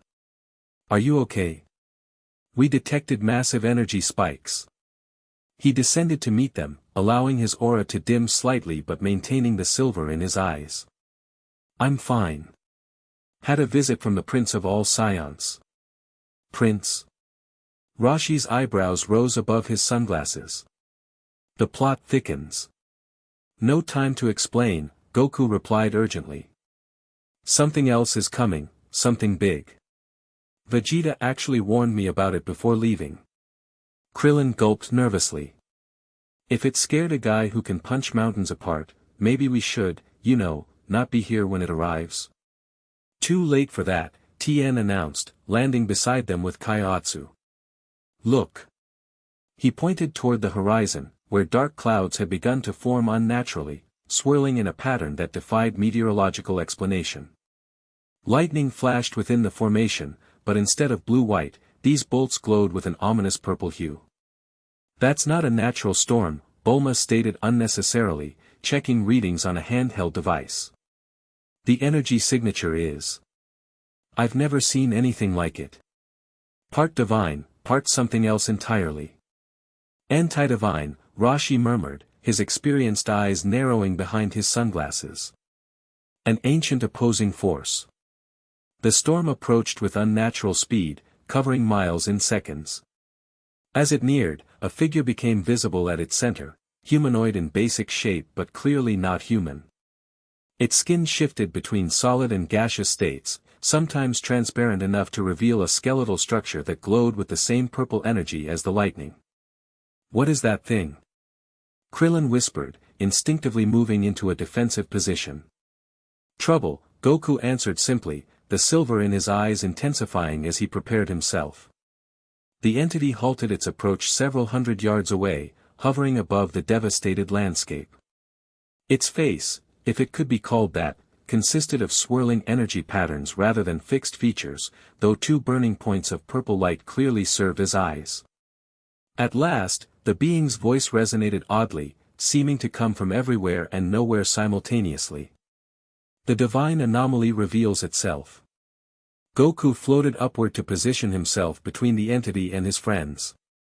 Who are you? I am Zenith, the being replied, its form rippling with barely contained energy. Consumer of divine essence. Balancer of cosmic equations. He feeds on divine energy, Rashi translated for the others below. Like Ultra Instinct. Precisely, Elder One. Zenith's attention shifted momentarily to Rashi before returning to Goku. For eons I have maintained equilibrium, ensuring no single force dominates the cosmic hierarchy. When divine energy manifests inappropriately, the purple eyes flared brighter. I consume it. You want to eat my Ultra Instinct, Goku realized, his tone conversational despite the threat. Get in line. Seems like everyone wants a piece of it these days. A sound like grinding stone emerged from Zenith, apparently its version of laughter. Your perspective is limited by your youth and species. I do not simply want your power, child. I am the universal response to its existence. Meaning what, exactly? Meaning you are a mistake, a cosmic error that must be corrected. Zenith's form expanded slightly, purple lightning crackling around it. Divine essence belongs to divine beings. Its presence in a mortal vessel disrupts fundamental balances across realities. From below, Bulma called up defiantly. He was born this way. It's not his fault. Intent is irrelevant. Consequence is all that matters. Zenith's gaze remained fixed on Goku. Your existence has already drawn attention from forces beyond your comprehension. Gods of destruction stir from slumber. Celestial hierarchies debate intervention. If left unchecked, your mere presence will eventually trigger conflicts that devastate worlds. Goku considered this soberly. So you're saying I'm dangerous just by existing? Precisely. And your solution is to, what? Consume me? Only the divine essence, Zenith clarified. Your physical form may continue, return to its natural scion state. I am not unnecessarily cruel. Master Rashi stepped forward, his aged voice carrying surprising authority. And if he refuses? The purple eyes flared. Refusal is not an option. Cosmic balance must be maintained. A tense silence fell as Goku processed this information. Unlike previous threats, Zenith didn't seem motivated by greed or power hunger, but by some greater cosmic purpose he claimed to serve. Was there truth to his warnings? I need to think about this, Goku finally replied. There is nothing to consider, Zenith responded, its patience clearly limited. Divine essence cannot remain in mortal hands. Surrender it willingly, or I shall take it by force. As if to emphasize this point, the storm surrounding Zenith intensified, purple lightning striking the ground in a display of devastating power. Trees vaporized on contact, and rock formations melted into slag. I don't think so, came a new voice from behind them. Piccolo descended from above, looking fully recovered from their earlier battle. The divine energy in this scion is already promised to another purpose, the resurrection of Demon King Piccolo. Your claim is irrelevant, Namekian, Zenith dismissed. Your father's ambitions are trivial compared to cosmic equilibrium. Maybe so, Piccolo smirked, but I didn't come alone. From the ruined Red Ribbon facility emerged Dr. Gero, accompanied by mechanized units that had survived Vegeta's attack. The divine energy patterns have already been partially mapped, the scientist announced. Project Silver proceeds regardless of the specimen's status. Goku glanced between these gathered adversaries with growing concern. Great. Everyone wants a piece of me. Any other takers? As if in answer to his sarcastic question, the sky above them distorted strangely, reality itself seeming to fold inward before tearing open to reveal a spatial doorway similar to the one Whis had created at the tournament. Through this opening stepped two figures, the angelic attendant himself, followed by a purple, cat-like being wearing ornate Egyptian-style clothing. My, Whis remarked pleasantly, surveying the assembled factions. Quite the gathering you've attracted, young Goku. The cat-like being yawned dramatically. So this is the mortal with Ultra Instinct? Hardly impressive. Lord Beerus, Whis admonished gently. We discussed maintaining an open mind. Zenith's form contracted slightly at the newcomer's arrival. God of Destruction. Angel. This matter falls within my domain. Does it now? Beerus raised an eyebrow, his tone dangerously casual. Last I checked, Zenith, you consume divine essence that has been abandoned or corrupted. This child's power appears to be neither. It exists where it should not. So do many things, Beerus countered lazily. Including, occasionally, you. The tension between these cosmic entities was palpable, distorting the very air around them. Goku's friends huddled closer together, recognizing they were witnessing a confrontation far beyond mortal concerns. Perhaps, Whis suggested diplomatically, we should allow the young scion to speak. After all, it is his essence in question. All eyes turned to Goku, who maintained his silver-eyed state despite the prolonged drain on his reserves. He looked between them thoughtfully, ancient cosmic entity, god of destruction, divine attendant, Namekian warrior, and human scientist, each representing different agendas regarding his power. Seems to me, Goku began carefully, that everyone's making assumptions about what I am and what I'll do with this power. But none of you actually asked me. Your intentions are irrelevant, Zenith insisted. I disagree, Whis interjected smoothly. Intent shapes outcome, particularly with divine energy, which responds to consciousness more directly than ordinary ki. He's a child, Piccolo scoffed. Whatever his intentions now, they'll change. Power corrupts. Not always, Beerus remarked, studying Goku with increasing interest.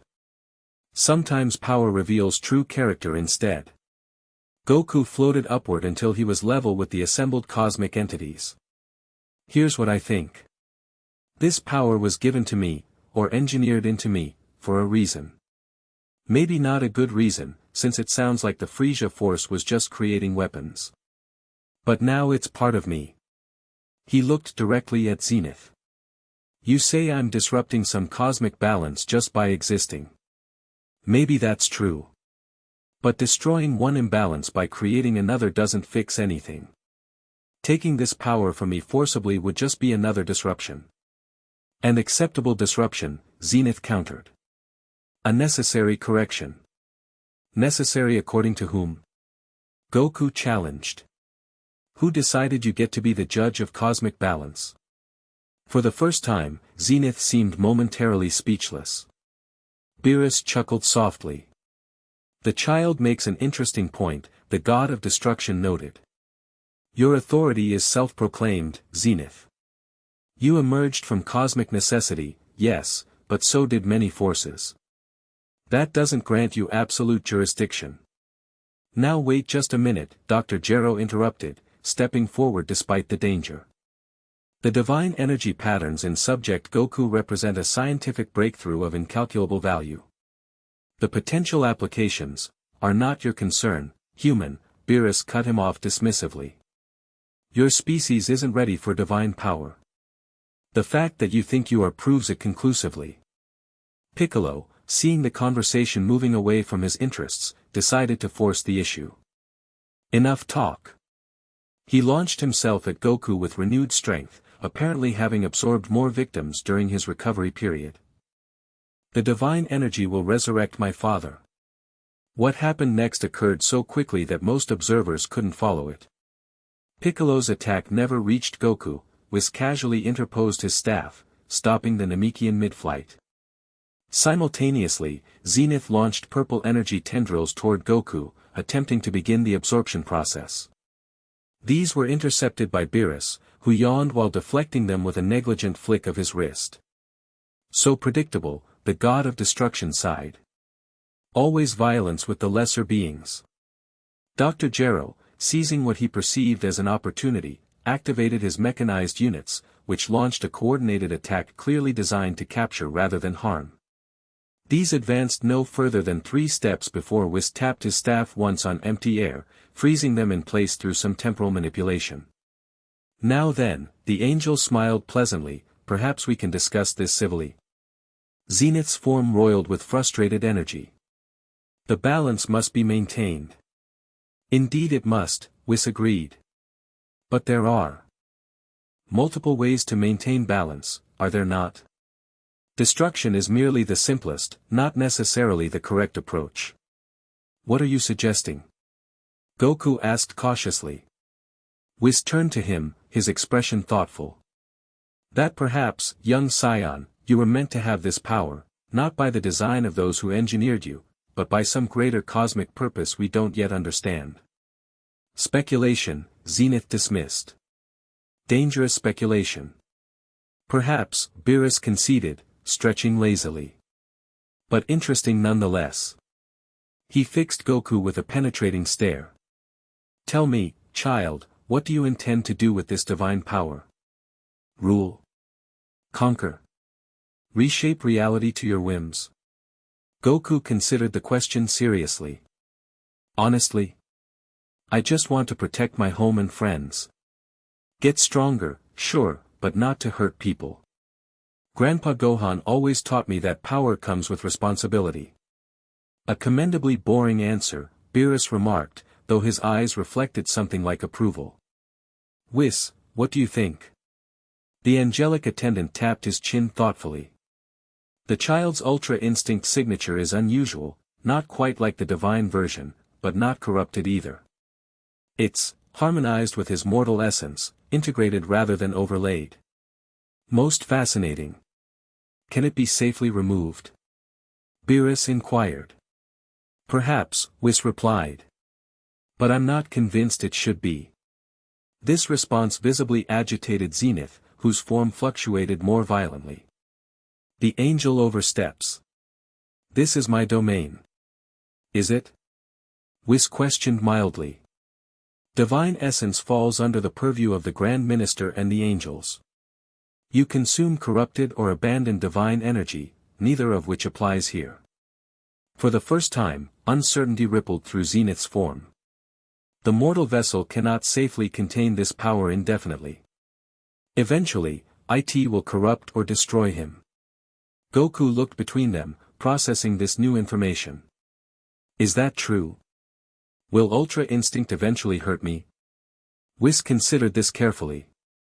Divine energy in mortal bodies typically causes strain over time, yes.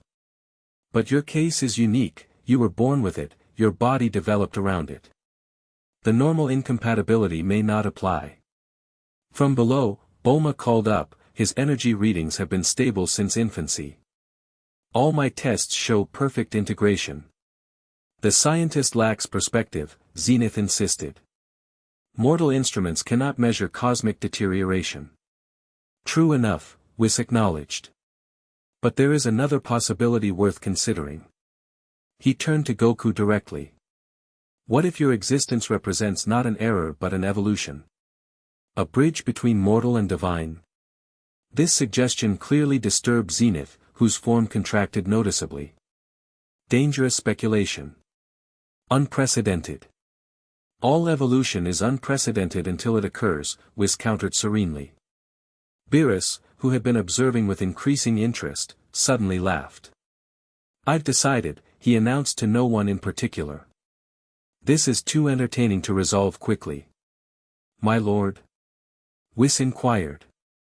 The boy stays as he is, Beerus declared. With his power intact. For now. You cannot decree, Zenith began. I just did, Beerus cut him off, his casual demeanor briefly giving way to reveal the terrifying god of destruction beneath. Challenge me if you wish, Zenith, but be prepared for the consequences. The cosmic entity's form rippled with what might have been frustration, but it made no move against the god. This is a mistake. Possibly, Beerus conceded. But it's my mistake to make. This universe falls under my jurisdiction, not yours. He turned to Goku. You, child. You'll be monitored. If your divine energy destabilizes or your intentions darken, the situation will be reassessed. Goku nodded solemnly. That seems fair. Fair has nothing to do with it, Beerus replied. I simply find you interesting. Like a curious new species that might prove either valuable or catastrophic. Great, Goku muttered. No pressure. Immense pressure, actually, Whis corrected cheerfully. You now bear the attention of cosmic entities who could erase you with a thought. I'd call that significant pressure indeed. Piccolo, who had remained frozen by Whis's intervention, growled in frustration. This changes nothing. The Scion's power is still needed to resurrect my father. Your father will remain sealed, Beerus informed him disinterestedly. Demon King Piccolo was imprisoned for good reason. His release would disrupt my nap schedule, which is far more important than your family reunion. Dr. Gero, similarly immobilized, nevertheless managed to speak. The Red Ribbon Army will not abandon its research. Project Silver will continue with or without the original subject. I very much doubt that, Whis remarked, tapping his staff again. Throughout the region, every Red Ribbon facility simultaneously experienced catastrophic system failures. Data centers erased themselves, experimental equipment malfunctioned beyond repair, and backup systems corrupted irreversibly. What have you done? Gero demanded, his pale face contorted with rage. Temporal reversal, Whis explained pleasantly. I simply returned your research to its state before you encountered young Goku. A minor adjustment to the timeline, hardly worth mentioning. Zenith, recognizing the power dynamics at play, began to withdraw. This matter is not concluded, it declared ominously. Cosmic balance will assert itself eventually. Send me a notification when it does, Beerus yawned. I'll pencil it in after my century-long nap. As Zenith's storm receded, disappearing over the horizon, the god of destruction turned back to Goku, who had maintained his silver-eyed state throughout the confrontation. You're either the luckiest or unluckiest mortal in existence, Beerus observed. Time will tell which. What happens now? Goku asked. Now. Beerus stretched lazily. Now I return to my nap, and you return to your little mortal life. With one condition. What's that? Get stronger, Beerus instructed, his eyes suddenly intense beneath his casual demeanor. Master that divine power completely. Make my intervention today worthwhile. Whis tapped his staff, creating another spatial doorway. We'll be watching your progress with great interest, young Goku. As the divine pair prepared to depart, Beerus added one final comment, oh, and do try not to get yourself killed by Frieza when he inevitably comes looking for you. That would be terribly anticlimactic after all this fuss. With that, they stepped through the portal, which sealed behind them, leaving behind a suddenly quiet landscape. Goku descended to rejoin his friends, allowing the silver to fade from his eyes as the immediate danger passed. The strain of maintaining Ultra Instinct for so long left him exhausted but strangely invigorated, as if his capacity for the divine state had expanded through extended use. So, Krillin broke the stunned silence, we just met a god of destruction, an angel, and some cosmic vacuum cleaner entity. Normal Tuesday, right? Don't forget Scion royalty and an Namekian trying to resurrect his demon dad, Bulma added, her scientific mind already processing everything she'd witnessed. The data I collected today will keep me busy for years. Master Roshi stroked his beard thoughtfully. The question is what happens next. Piccolo and Gero are temporarily neutralized, but they'll be back. And these cosmic entities clearly have ongoing interest in your divine power. Plus Frieza, Goku reminded them. According to Vegeta, he's already mobilizing once he learned the experiment succeeded. One crisis at a time, Tien suggested practically. Let's get back to Kame House and plan our next steps. As they boarded Bulma's aircraft, Goku paused to look back at the battleground, a landscape transformed by the convergence of mortal, alien, and cosmic powers. Something fundamental had changed today. Earth was no longer an isolated backwater but a focal point for forces beyond most humans' comprehension. Penny for your thoughts. Bulma asked, noting his contemplative expression. I'm thinking about what Whis said, Goku replied. About me being a bridge between mortal and divine. What about it? If he's right, then maybe all of this, the experiment, being sent to Earth, everything, happened for a reason bigger than anyone planned. Goku looked down at his hands, where the silver energy could be summoned at will. Maybe I'm supposed to be something new. Well, whatever you're supposed to be, Bulma said firmly, you get to decide what that means.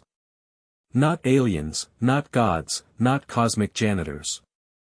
You. Goku smiled at his friend's perspective. Thanks, Bulma.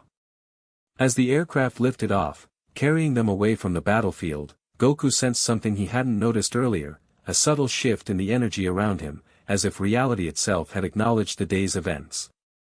The divine power within him felt more integrated than ever before, responding to his will rather than merely his instincts. Perhaps this was the first step toward what Whis had suggested, not just wielding Ultra Instinct, but truly becoming its mortal vessel. Not a mistake to be corrected, but an evolution to be embraced. Whatever challenges awaited, Frisia's forces, Piccolo's revenge, Vegeta's rivalry, or cosmic entities' machinations, Goku knew one thing with certainty, the silver-eyed child would meet them on his own terms. 6 months later, Goku stood atop Korin Tower, the highest point on Earth where humans could still breathe normally. The ancient guardian cat, Korin, had proven an unexpectedly valuable mentor, his centuries of wisdom offering new perspectives on integrating spiritual and physical training. Your control has improved dramatically, Korin observed as Goku demonstrated his latest achievement, switching Ultra Instinct on and off at will without the emotional triggers previously required. It's getting easier, Goku agreed, allowing the silver to fade from his eyes. But maintaining it still drains me after a few hours. Divine states aren't meant for continuous use, Korin reminded him, swishing his tail thoughtfully. Even gods activate Ultra Instinct only when needed. Bulma's voice crackled through the communication device at Goku's belt, one of many technological upgrades she'd created to keep their expanding team connected. Goku, we've got movement. The deep space monitors just detected multiple objects entering the solar system. Configuration matches what we expected from Frisia's advanced scouts. How long? Goku asked, already moving toward the edge of the tower. 3 days at current velocity. Tien and Kaiatsu are already heading to the calculated landing zone to set up surveillance. I'll meet you at Capsule Corp in an hour, Goku replied. Time to put our plan into action. As he leapt from the tower, letting the wind rush past him for several exhilarating seconds before controlling his descent with energy manipulation, Goku reflected on how much had changed since the cosmic convergence 6 months ago. Their small group had expanded into an organized defense force. Bulma's technical genius combined with her father's resources had created early warning systems for extraterrestrial threats. Tien had recruited other skilled martial artists, including his former rival Yamcha. Even Piccolo, after a period of isolation and reflection, had reluctantly joined their alliance, recognizing that Earth's defense took precedence over his personal vendetta. Vegeta's warning about Frisia had given them precious time to prepare.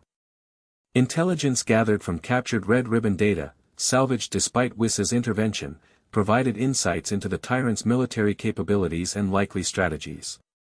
As Earth's defenders mobilized for the coming invasion, Goku felt a calm certainty that had been absent 6 months earlier. The uncertainty about his nature and purpose had been replaced by clear resolve. Whether engineered weapon, cosmic anomaly, or evolutionary bridge, one truth remained constant: he was Earth's protector, wielding divine power with mortal compassion.